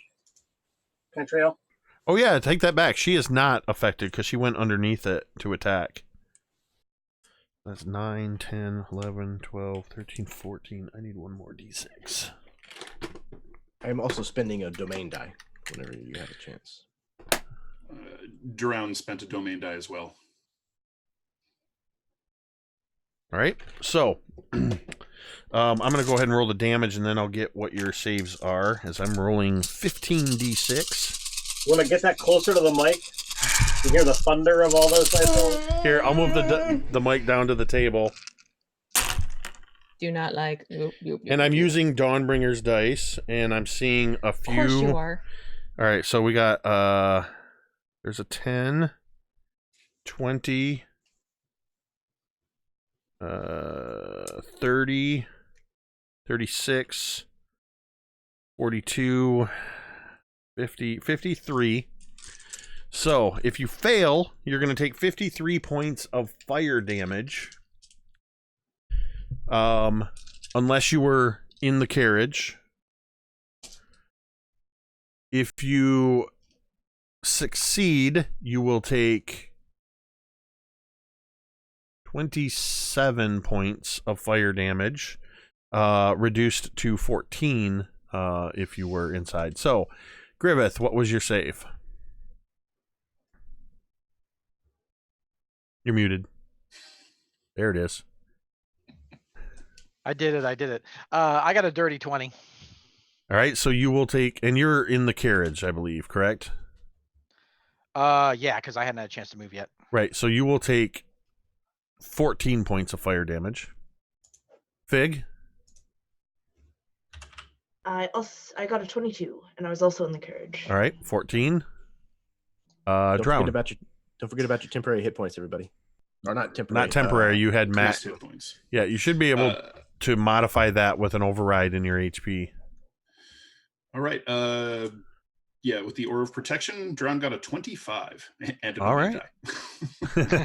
So that puts you at a 14 fire 14 damage as damage. well. So Talmud? that knocks off my temp HP that I had from I got a 16.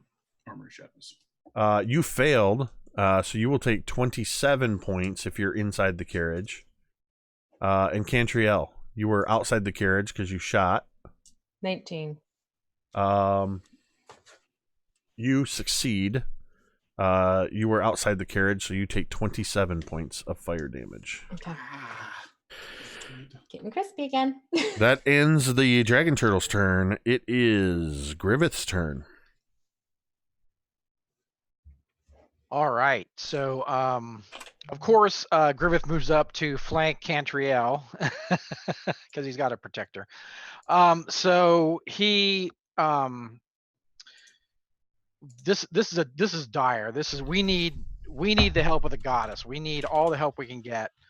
So Griveth is calling on Eldath, and he calls on her power to energize and make the party lucky, so we can defeat this vile creature that has emerged from the sea. So nobody else can really see this, but what Griveth sees is kind of like almost like waterfalls of light fall from the sky and just kind of like splash over his friends, and it's blessed. So I'm casting bless at a higher level, so everybody except me gets bless. Okay, so that's 1d4 added to your rolls. Yeah, That's- 1d4 added to any attacks, or 1d4 added to any saves. Yes. All right. So that is your action. Yes, Any movement? I moved up to flank Cantriel. Oh, that's right. You went up to flank Cantriel. Yeah. So that then takes us to Talmud. Talmud has been trying to keep his hand over the top of his tankard throughout this entire crazy carriage ride. And now that they've kind of pulled to a stop, is just trying to down this as fast as he can. There's while you were racing through the streets, it's like the camera cuts to every time Dervish took it around a sharp turn. You were about to take a drink, and then you're like, Yes. whoa, whoa. Yeah, absolutely. So now he's downing this and drops the tankard, kind of belches and wipes his face on the back of his arm, and goes to move out of the carriage. And as he's stepping out of the carriage, his tattoos begin to glow with the telltale blue sign of him going into rage. And by the time his foot sets down outside of the carriage, a different dwarven visage has protruded out of his own face, and he has taken on the look of cousin Tildane. "Oh, no, you don't, dearie. I don't think so." And he's going to close with this creature, bringing Ghost Cleaver to bear. All right. In order to protect the people of Saltmarsh, I'm going to be attacking recklessly.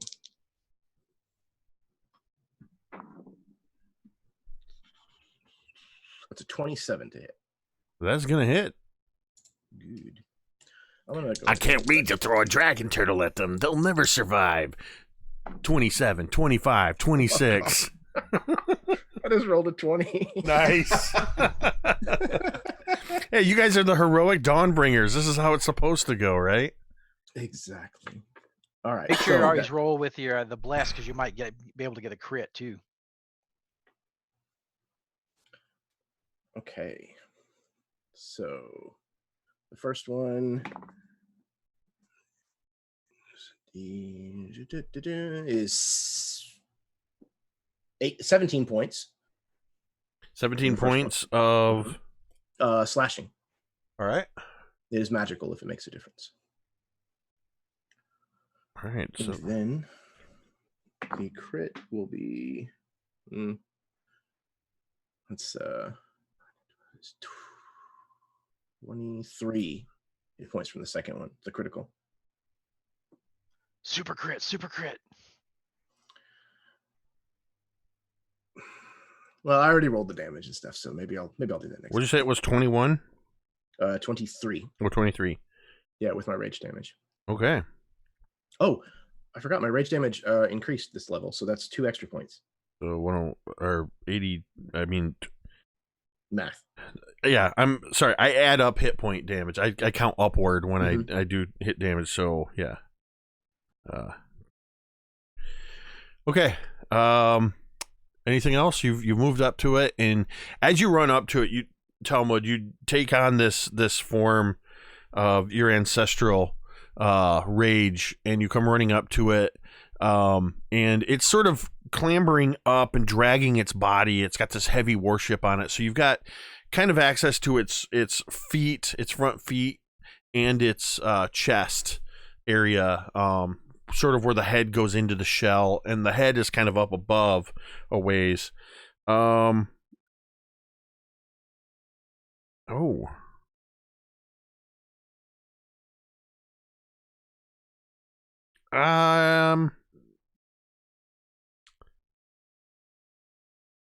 I would like Griveth, Cantriel. Drown, you haven't left the carriage yet, correct? So Griveth and Cantriel, you're going to make a perception check at advantage. Or standard, sorry, standard. Drown and Fig, you will do so at disadvantage.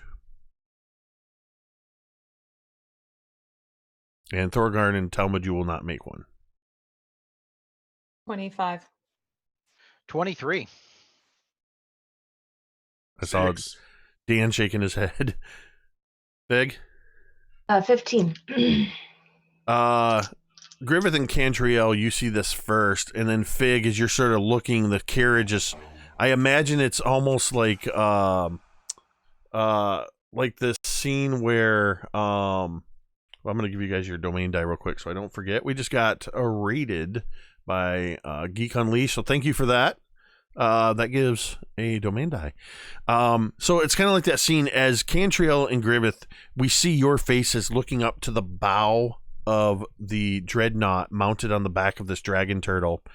And then the camera sort of moves quickly to the sideways skewed carriage as Fig is still sort of getting ready to step out of the door and looks up. And then we see what you three see.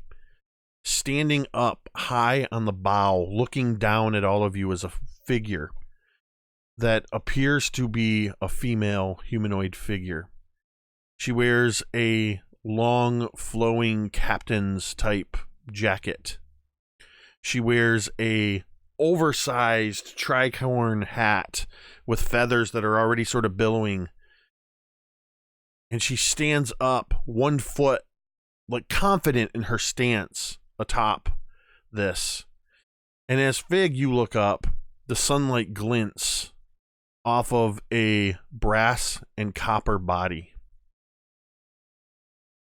of a construct looking down at all of you. It appears to be the captain of the dreadnought.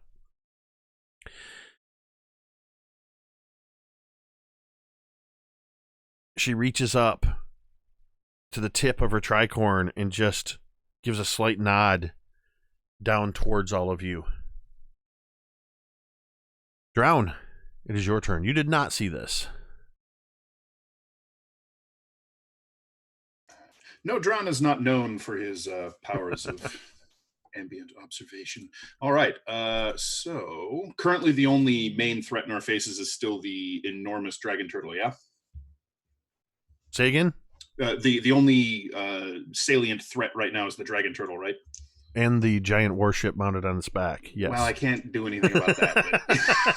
But... I like the logic of I can't do anything about the warship, but I can deal with the dragon turtle. It's not a threat. I can fight the 30-foot wide turtle. All right, so I'll Drown will exit and heave his bulk out of the carriage, but kind of try to keep the carriage between him and the turtle, still trying to take some cover behind it.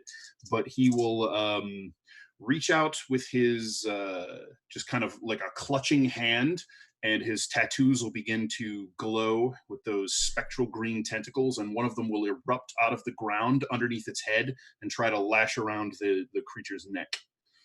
So we'll make a melee spell attack against it. 15, 16. It's going to be a 25. That's going to hit. All right, so it's going to take, I'll deal lightning damage to it. So there's a crackle of storm energy as, 8 takes 8 lightning damage. Okay. And I will unleash, sort of in the same motion, 2 writhing eldritch blasts. One of them's a natty 1, so that'll go ahead and miss. But the other one is going to hit. Higher than the last one. So... I mean, you do have Use the the option to domain die to- re-roll. There are 122 domain dice. We have a few more dice. A bajillion and domain don't dice. forget Yeah. bless. I'm rolling the d4 with every die, sir. All right, so that will actually turn the domain die will turn the miss into a hit. That'll be a pair of Eldritch Blasts that connect. So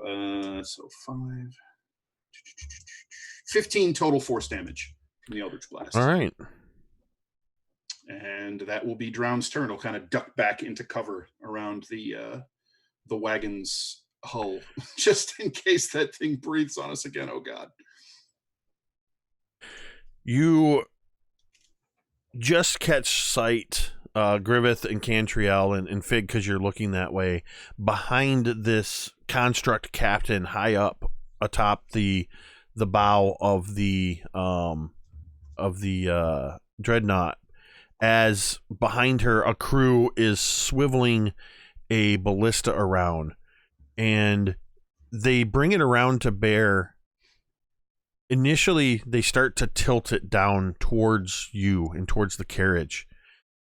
And you can't hear what she says, but she turns and says something to them, and they redirect their fire. And you watch as they take a shot elsewhere into the crowd. And let's see. At this point, I'm going to make it roll. Let's see. So, 2 shots. That's a 21 and a dirty 20. So you watch in horror as a couple more people are skewered by these ballista bolts.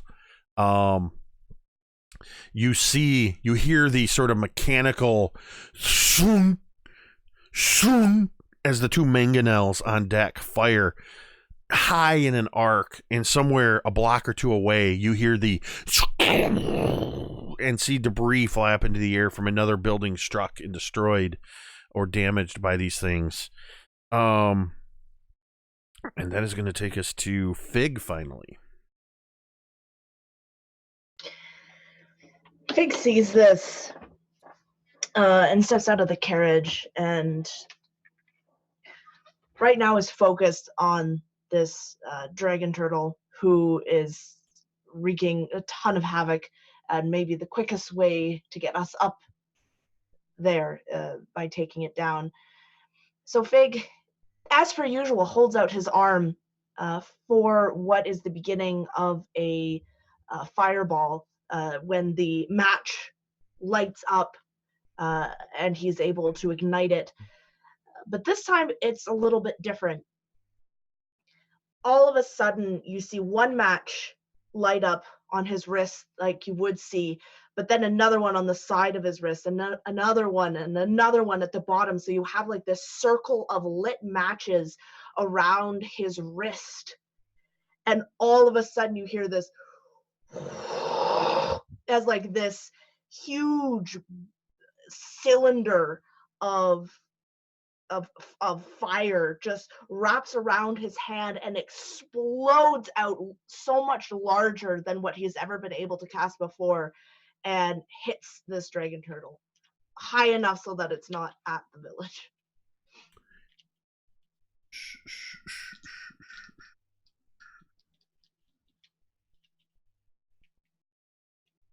What's your save DC?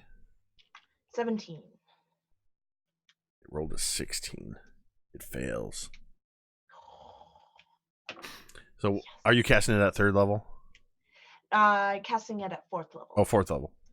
So that's 9d6 fire damage. So that is going to be 34 points of fire damage. Excellent. So that's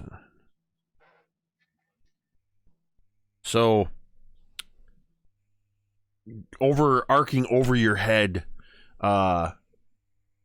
Cantriel and Griveth, you see this brilliant streak of flame.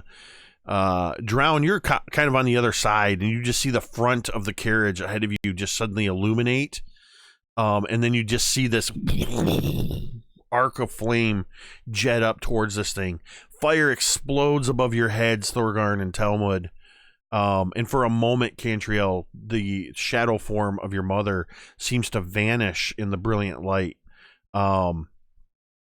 As the dragon turtle reels, you watch the whole warship sort of rock back, and Awesome. You watch as the figure on the bow simply reaches a hand out towards part of the bowsprit and barely moves. She just sort of rides with the writhing of the dragon turtle and the ship as it sort of settles back in. Dare I say anything else, Fig? Any movement or anything? Did you step out of the carriage, or were you firing from the open window of the carriage? He did step out of the carriage. No, there's a new sunroof in the carriage now, so hopefully the Lady Vantage likes that. No, he did step out of the carriage. Okay. Yeah. All right. Well, that takes us back to the top of the order, Cantriel. Right. Well, I'm going to keep the turtle's still up, right? Oh yeah. As So, much damage as it's taken, other than sort of reeling in pain, it's barely seems to be showing any signs. Oh, that's right. I have a couple of fun arrows to add into the mix. Where did I put that information? Because I have those fire arrows still. I think it was an extra 1d6. I'm looking for it right now. Ah!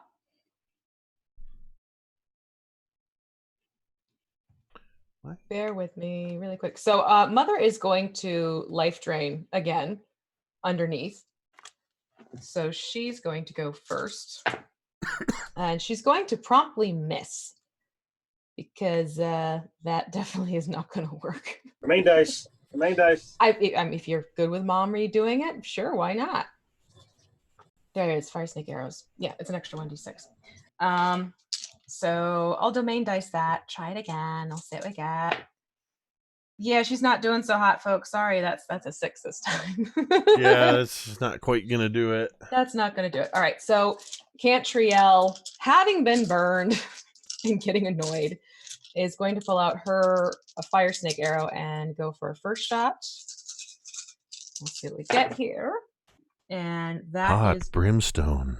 No, we're not doing that. No, we're not going there. That is going to be wait, seriously? Sorry, I just upped the ranger, so it's okay. So yeah, that is a 24 to hit. All right. Very cool. And then that is going to be for this total is, oh my goodness, all this mathing. Bear with me. 6, 10. Really? That's it. 15 piercing for the first shot. She's in awe of the high to hit roll, but disappointed by the damage. That was just your first attack? This is my first one. I have another one. So that's going to be, I'm going to use a domain die. For sure. Okay, that's much better. So that's going to be a 21 to hit. That does indeed hit. Yay! And then the total here is going to be 14, 18, 21, 26 piercing. All right. You're finding now just those perfect soft spots for your arrows to sink in, and you watch as they almost seem to move laterally across the flesh, tearing at the flesh a little bit before piercing into it. And you can see a few small, what seems like small arrow wounds, but are beginning to bleed a bit from this dragon turtle's face and neck. Thorgarn, you're right up. Can I take my movement? Oh yes, absolutely. I'm going behind the frickin' carriage. After taking her shot, suddenly Cantriel just appears around the corner next to you, Drown. She's going, nope, nope, nope, nope, nope. Like literally, like she wants to get out of there. And now Thorgarn. All right. So my first attack is a natural 20. Excellent. Second attack is a 24 to hit. That'll hit. And I'm gonna spend 5 domain dice to turn that into a super crit. Yay. Fantastic. I love those. My third attack with my offhand, I'm going to spend a domain die to re-roll reroll works out to be a 23. Which will hit. All right. Total damage is 109. Holy. Just take a moment and describe for us what this looks like as you. I mean, you're not killing it, but you're doing a lot of damage to it. So the newly gifted Warhammer Forge Fane, as he is, just dodging and weaving the maul of this creature, Thorgarn instills the Warhammer with the holy energy of Moradin. Sometimes you got to get the hammer hot in order to move whatever it is that you're hitting. He's got some time at the forge, so he smites with the first attack for 43 points of damage, turning the super crit, does it again for 56, and then he follows up with the scales on this creature's neck that he is just beating away through. He comes in with his offhand, doesn't smite with the third attack. He's saving that for potentially next round, but he's just chipping away at it. So this thing is you're attacking with a warhammer, but a pair of them, but yeah. But you're ripping flesh on this thing. You're seeing blood come out from between the folds of the thick skin where your warhammer struck it as it reels from your attacks. And as a reminder, we have Thorgarn, Talmud, and Melody that are fully engaged with it. Drown, how close did you get to it? You got close. Or no, you struck at a distance with your... Yeah, I Eldritch Blasted and used my Grasp of the Deep. Yes. And I am hiding behind the carriage for cover. So just to clarify, Jake, you did take off 6 for my turn, right? Not just 5? I took a total of 6 domain dice, yes. Okay, all right. Just making sure, accounting. Yep, yeah, thanks. So, we got Melody, Talmud, and Thorgarn that are engaged. And I'm going to see if it's Steam Breath recharges. By the way, Melody's mom for the new people. Yes. And also for anybody that's wondering, Dan is playing the UA Warlock Deep one, I believe it's called, correct? It's called the Lurker in the Deep. Oh, the Lurker in the Deep. Yep. Deep one. Deep one is actually a Deep one's absolute a tabletop. Yeah. That's an absolute tabletop. You were teasing about Hot Brimstone, huh? A Lovecraft well, thing. that was relevant because that's where the fire snake arrows came from. Was the Hot Brimstone era? Yeah, it came from the fire snakes. Watch Forge of Fury, Dawnbringers season 2 to find out all about the lovely Hot Brimstone. In the meantime, you see a couple gouts of steam rising from its nostrils as it opens its mouth in a scream, but it does not jet steam out at you. However, it is going to make some attacks. Thorgarn, you just did a heck of a lot of damage to this thing. It is going to attempt to bite you. They're going to be at disadvantage. Oh yeah, they are because of the swirling mass of ancestral guardians around it. And he also has resistance. Talmud. Yep, and he also has resistance to any damage. Mm-hmm. So I rolled. Does that mean I get a quarter of the damage? Or is it, because I'm raging, doesn't... No. Dan, the rules master, is shaking his head no. Just making One sure. advantage, one extra perk of having Dan in the stream if a rule question comes up like that. So, as it leans down to bite you, with this advantage, it seems to almost struggle with these swirling mass of ancestral guardians around it. But its jaw finds purchase, Thorgarn, with a 21 to hit. That'll do it. That is going to be a total of 21 points of piercing damage, halved to 11.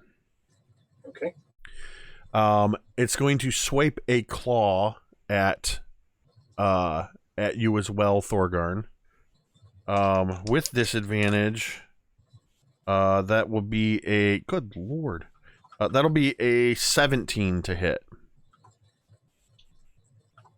That will just do it, unfortunately. So it swipes in, almost looking like it's going to miss you, and then the claws rake across the front of your body, dealing 17 points of slashing damage, halved to 9. And then Talmud, the other claw, is going to strike at you. And that is going to be that's a jack die. That is going to be a 19 to hit. And so that is going to deal 14 plus 7, 21 halved to 11 of slashing damage. And you watch as it's taking these attacks. You see this, and this whole bulk of the warship seems to be shifting around a bit. You can even hear and see the chain sort of shifting a bit along its shell. You see now wear marks on the side, where this is not the first time this warship has attached itself to this dragon turtle. And Drown, in this moment, you're maybe having an inkling as to what that deep bass thrumming you heard was previously. It is Griveth's turn. Griveth, Cantriel left you after she took some shots. So you're standing alone in front of this thing. How would you like to proceed? Yeah, so he's standing there next to Cantriel, and then suddenly he realizes she's bolting back to the wagon, taking cover. He's fine with that. He's good with that, but he's not going to let these two dwarves outdo him. No. I am the Knight of Smite, right? So I am running in there, and I am going to start smashing this thing with my sword talking sexy to me.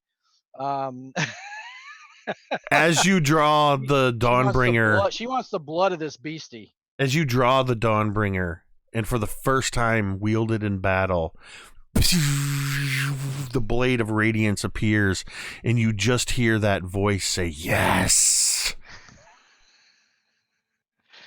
That's all the inspiration he needs. All right. Make your attacks, Griveth. All right, so he's going in there. And we're going to do this. Let me get my lucky die here. All right. Okay, I'm going to use a domain die on that. Ooh, that's better. That is 20 exactly. That just hits. Ooh. Okay. I'll go ahead and do my second attack before I roll the dice. Oh, I just rolled a crit. Oh, shoot. Okay. A lot of crits tonight. 20. The first attack, I'm going to do a super crit. Oh. And a smite. So how does that work? So it's automatic max double damage, and the smite is included in that in doubled because it's a dice you would roll. So it just maximizes all your dice. Yeah, just okay. whatever. Oh, gotcha. Okay. All your dice plus your modifiers at max value, and then double it. Jeez. Okay. And then I need to knock you down 5 domain dice. And while he's running that up, just for those wondering, because he did roll a crit as well, here at Mini Terrain Domain, crits are automatic max damage, then roll your damage dice one more time.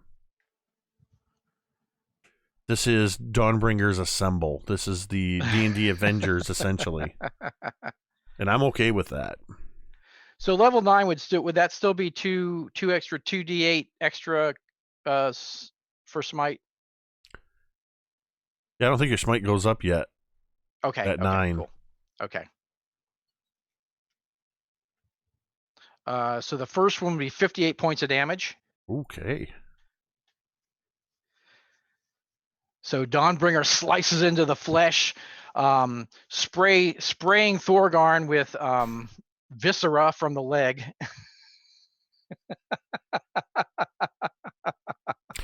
That's then my that's crit- pretty much a tradition. Thorgarn and Talmud getting covered with blood. um, okay, so the crit it'd be max damage on the first, and then you roll the second. You roll it again. You roll that how you you max damage of your dice plus your modifiers, then roll Okay. damage dice. That's right. Okay. All right. Here we go. Come on. All right. 40 points of damage on that one. All right. So Dawnbringer bites again, spraying a gore on Talmud this time.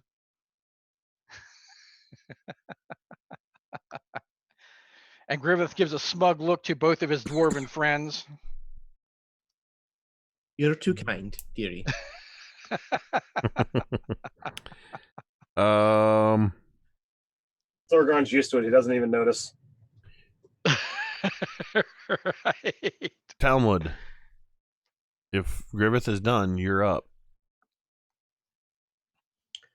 So, how far above us is the deck of this ship where they're shooting these ballista from? About 90 feet. Okay. You got 30 feet of dragon turtle, 30 feet of shell, and another 30 feet of ship hull. So,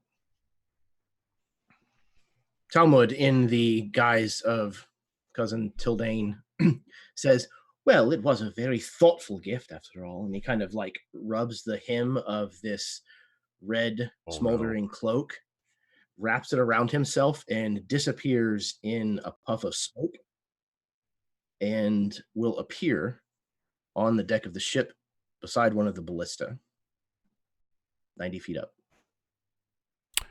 All right. And that's an action to do that, I believe, correct? Unfortunately, yes. So you find yourself. Talmud. Would you have teleported straight up or towards the bow of the ship or stern of the ship? From being underneath, could I tell where the ballista shots had come from? Generally, I mean, it's enough that then the ship's big enough you can target the center and sort of end up in there. So you'd probably, in that case, would go towards the front.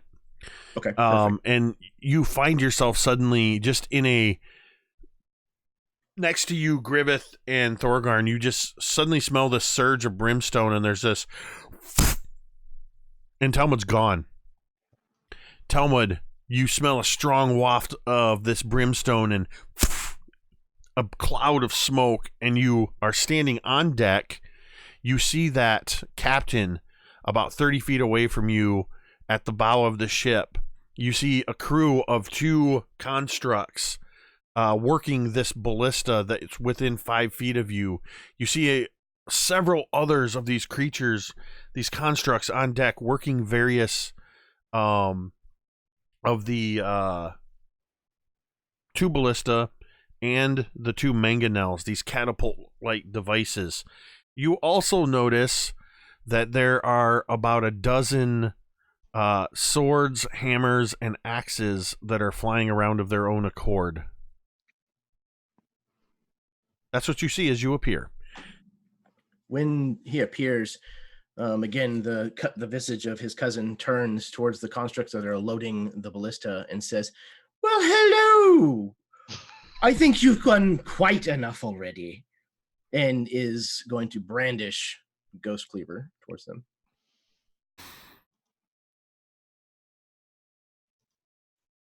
I don't believe you asked for permission to board my ship, you hear from the bow. I'm pretty sure you didn't ask for permission before you came ashore either. As she turns towards you, you see as she holds both of her arms in front of her like this, and shing! 2 scimitar blades emerge from her arms. She takes a stance with them, makes sort of crossing a sigil in the air, and she is going to cast Actually, she's going to come charging at you. And as she does so, I just got to double check this because I want to make sure I'm staying within the rules. That is a... Okay, so she doesn't do that. She'll do this instead.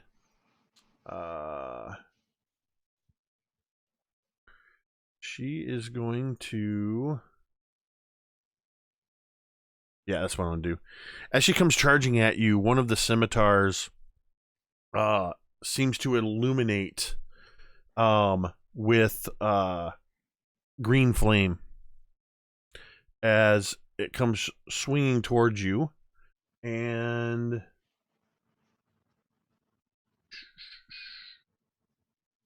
Yep.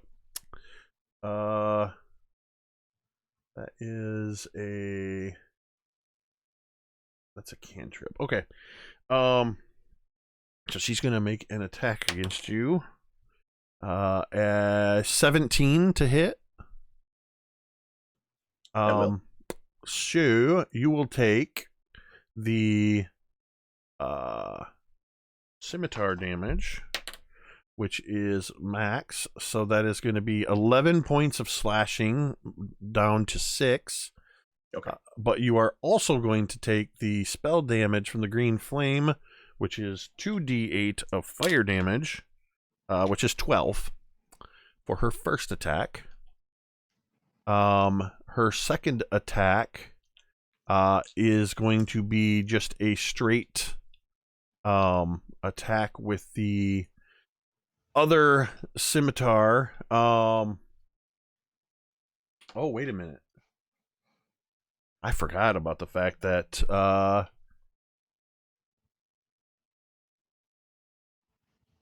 because you're right next to the other crew, she doesn't need advantage. She gets her sneak attack damage too. So that is going to be 10, 18, 19, 20, 21 halved to 11 additional slashing damage from the sneak attack. All in her first attack. The second attack is going to be as she where is it? As she wields her second weapon at you, she's just going to make a straight attack. That is only going to be an 11. As she sort of and holds the scimitar blade, stopping it in front of your face, not connecting. Not a wise move, dwarf. And that is the end of her turn. You will notice that her construction is remarkably similar to Fig. That is going to take us to Drown. 90 feet up to the deck of the ship, you say? Yep. Okay. Well, all right. So, seeing that the turtle is running out of tasty snacks in front of its beak, he's going to pull his fist back towards himself. That spectral tentacle under it will kind of retract into the ground and then appear near he and Cantriel behind the carriage. As a bonus action, he will move the tentacle over to them, and then with his action, he will throw another Eldritch Blast flurry into the dragon turtle. So that is going to be a hit and a miss, but the bless turns it into a hit, so 2 hits. Thank you, Griveth. Okay. So 16, 26 points of force damage total across those 2 hits. Excellent.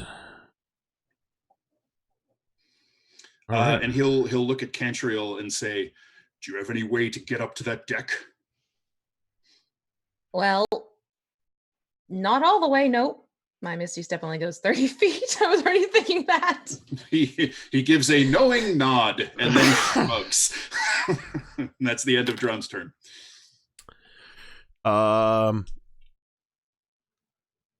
Talmud, next to you, the ballista crew, they begin turning cranks and pushing and swinging the ballista around, having just loaded one of the massive bolts, and they look to be trying to swing it towards you. You suddenly hear a shkung and hear as this massive ballista bolt crosses just above your head. They couldn't quite get it lowered enough in time to hit you. Ranged weapon at close range. Trying to hit a dwarf with a ballista at point blank range did not work. Did they happen to roll low enough to possibly hit their captain? It was not a crit fail, or that would have been a danger. Fair enough. But she does give them a very dirty look as you see her sort of go. Does that take her reaction to give them a dirty look? You guys are doing very well. I don't think you need to be grasping at straws just yet. That was more for humor's sake than anything else, Jake. I find your usage of the phrase very well to be very subjective. Right. A couple more of the mangonels fire shots off. Actually, let me just double check that. 'Cause I don't think the mangonels.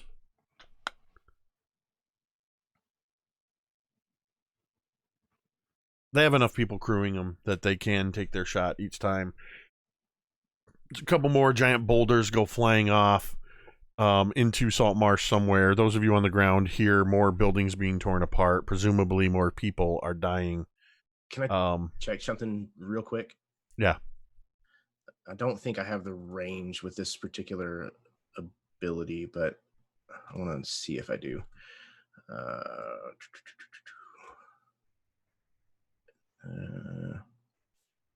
Where is it? Oh, no, within 30 feet. Never mind. Please proceed. All right. Murder civilians. Then it is Fig's turn. Fig, you no longer see the captain up on the bow. As Talmud disappeared, she turned towards the deck of the ship and is no longer visible to you.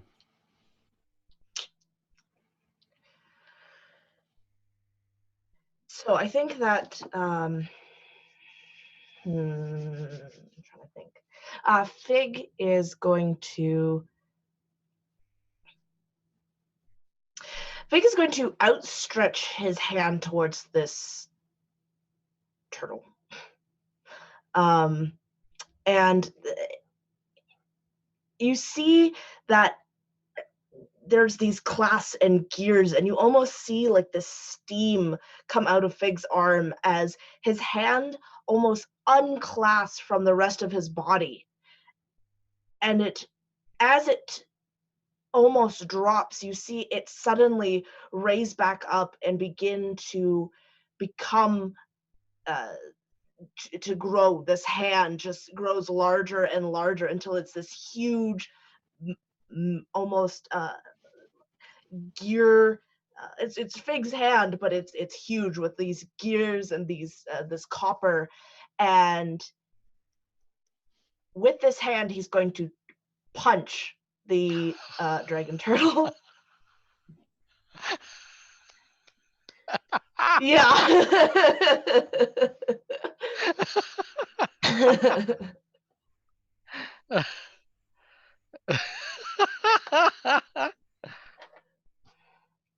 So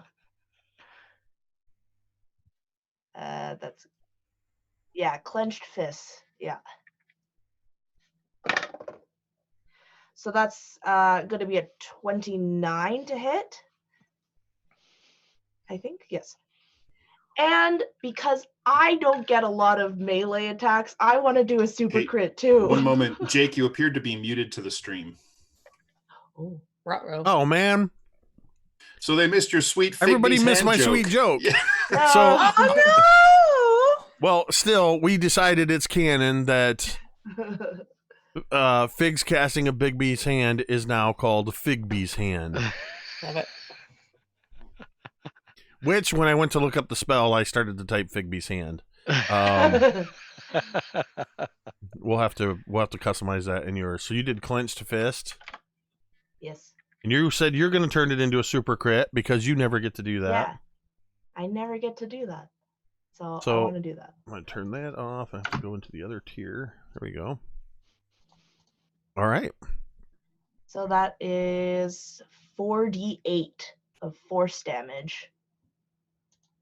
So that's going to be 32 plus is going to be 58 points of force damage. Wow. Okay. You drive this massive clockwork fist straight into. I mean, this is the only thing that could cold clock a dragon turtle. As this fist just.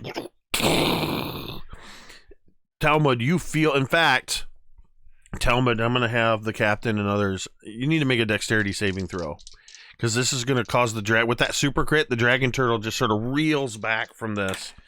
I'm assuming this does not count as something that I can see coming for danger sense. No, because you have no idea what's happening below you. Exactly. Okay. Oh God, I'm gonna spend a domain die because I rolled a 1. Although falling off the ship is probably the best thing that could happen to. Well, you're midship at the bow, so you're not necessarily worried about falling off it so much as other things. See. That's a 16 total.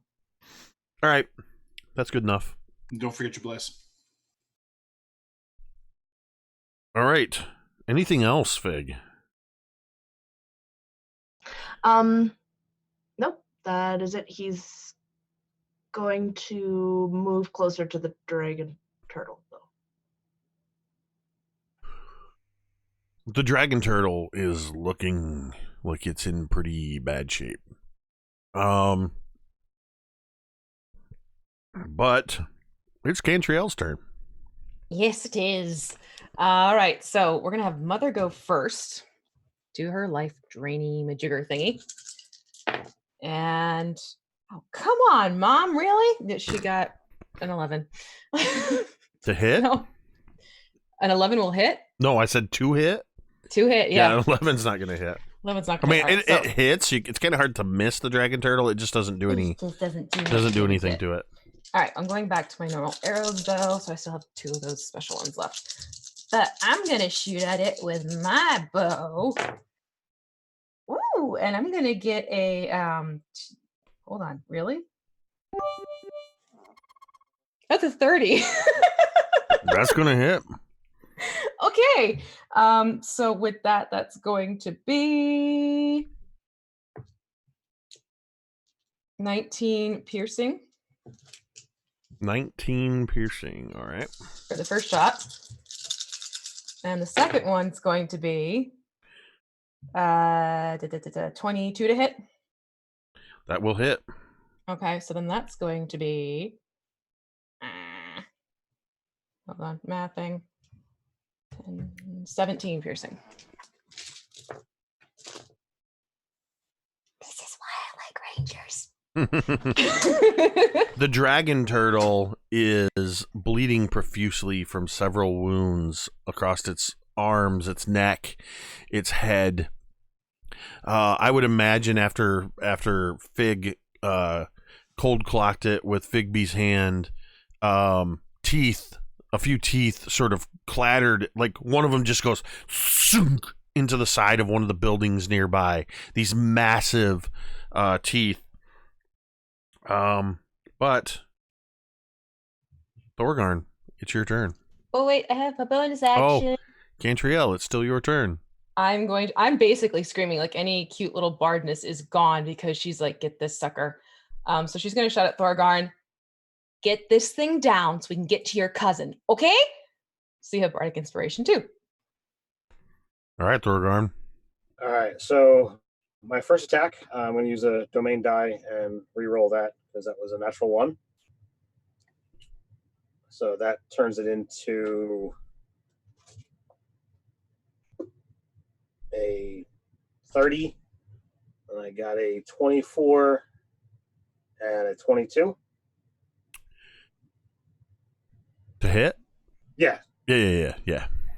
Thorgarn, we got to take this thing down. All right. so that is 18, 23.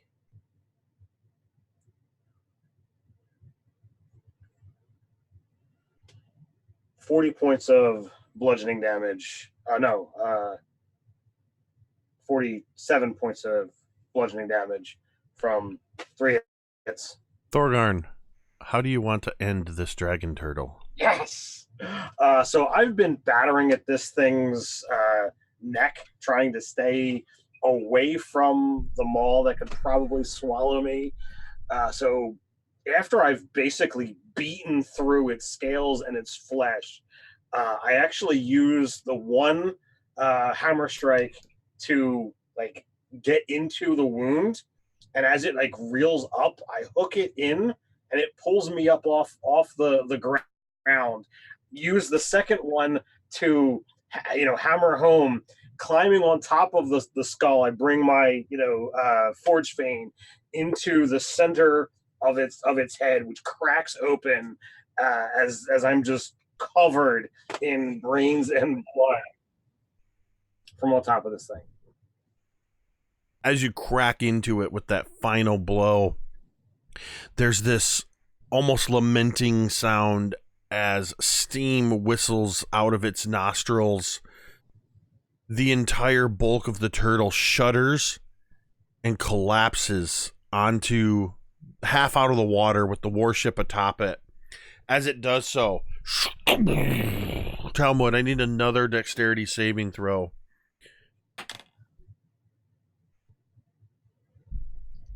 Don't forget bless. And you're near me, so +3. He's not near you. He's 90 feet above you. Oh. Talmud's up on top of the ship, remember? On the deck. Oh. So, I hate to be Well, actually, greedy with now them. that's not quite 90. It's probably more like 70 or 60 now. But what's that, Talmud? Yeah, still a little out of range. Said, I hate to be greedy with them, but I'm going to go ahead and use another domain die. You got 101 of them. I definitely don't need to be prone around these people. Chat's Okay, Chat's been keeping you guys flush with them too. So that's going to be a 21 on the save then. That's, you just reach a hand over and sort of grab the frame of the ballista and steady yourself. The captain looks at you and she sort of looks over her shoulder, looks back at you. What a senseless waste of a beautiful life. And that's where we're going to end tonight's session. There's still an entire crew of the Dreadnought and the warship to deal with. Combat? Oh. Yep. So, those super crits were a big part of it, but you guys were rolling really well. Yeah. Super crits aside. You had a lot of natural crits. The paladins were smiting. Everybody was getting some good solid hits. The dragon turtle was at max HP, and you guys, the Dawnbringers, took it down.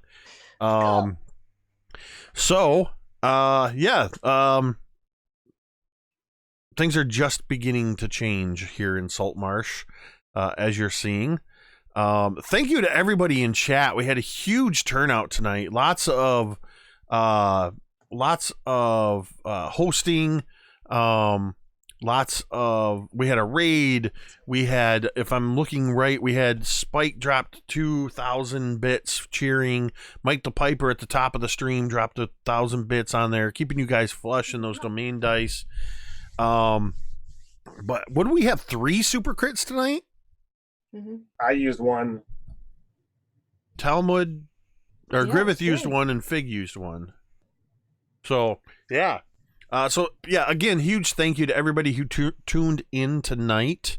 If you're new here, I hope you'll at least consider hitting that follow button to stay up with what we got going on. We got this game going on every Thursday. We've got Cholt's of Personality, a Tomb of Annihilation campaign happening every Sunday night. We've got our Waterdeep Dragon Heist game is coming back on Monday nights.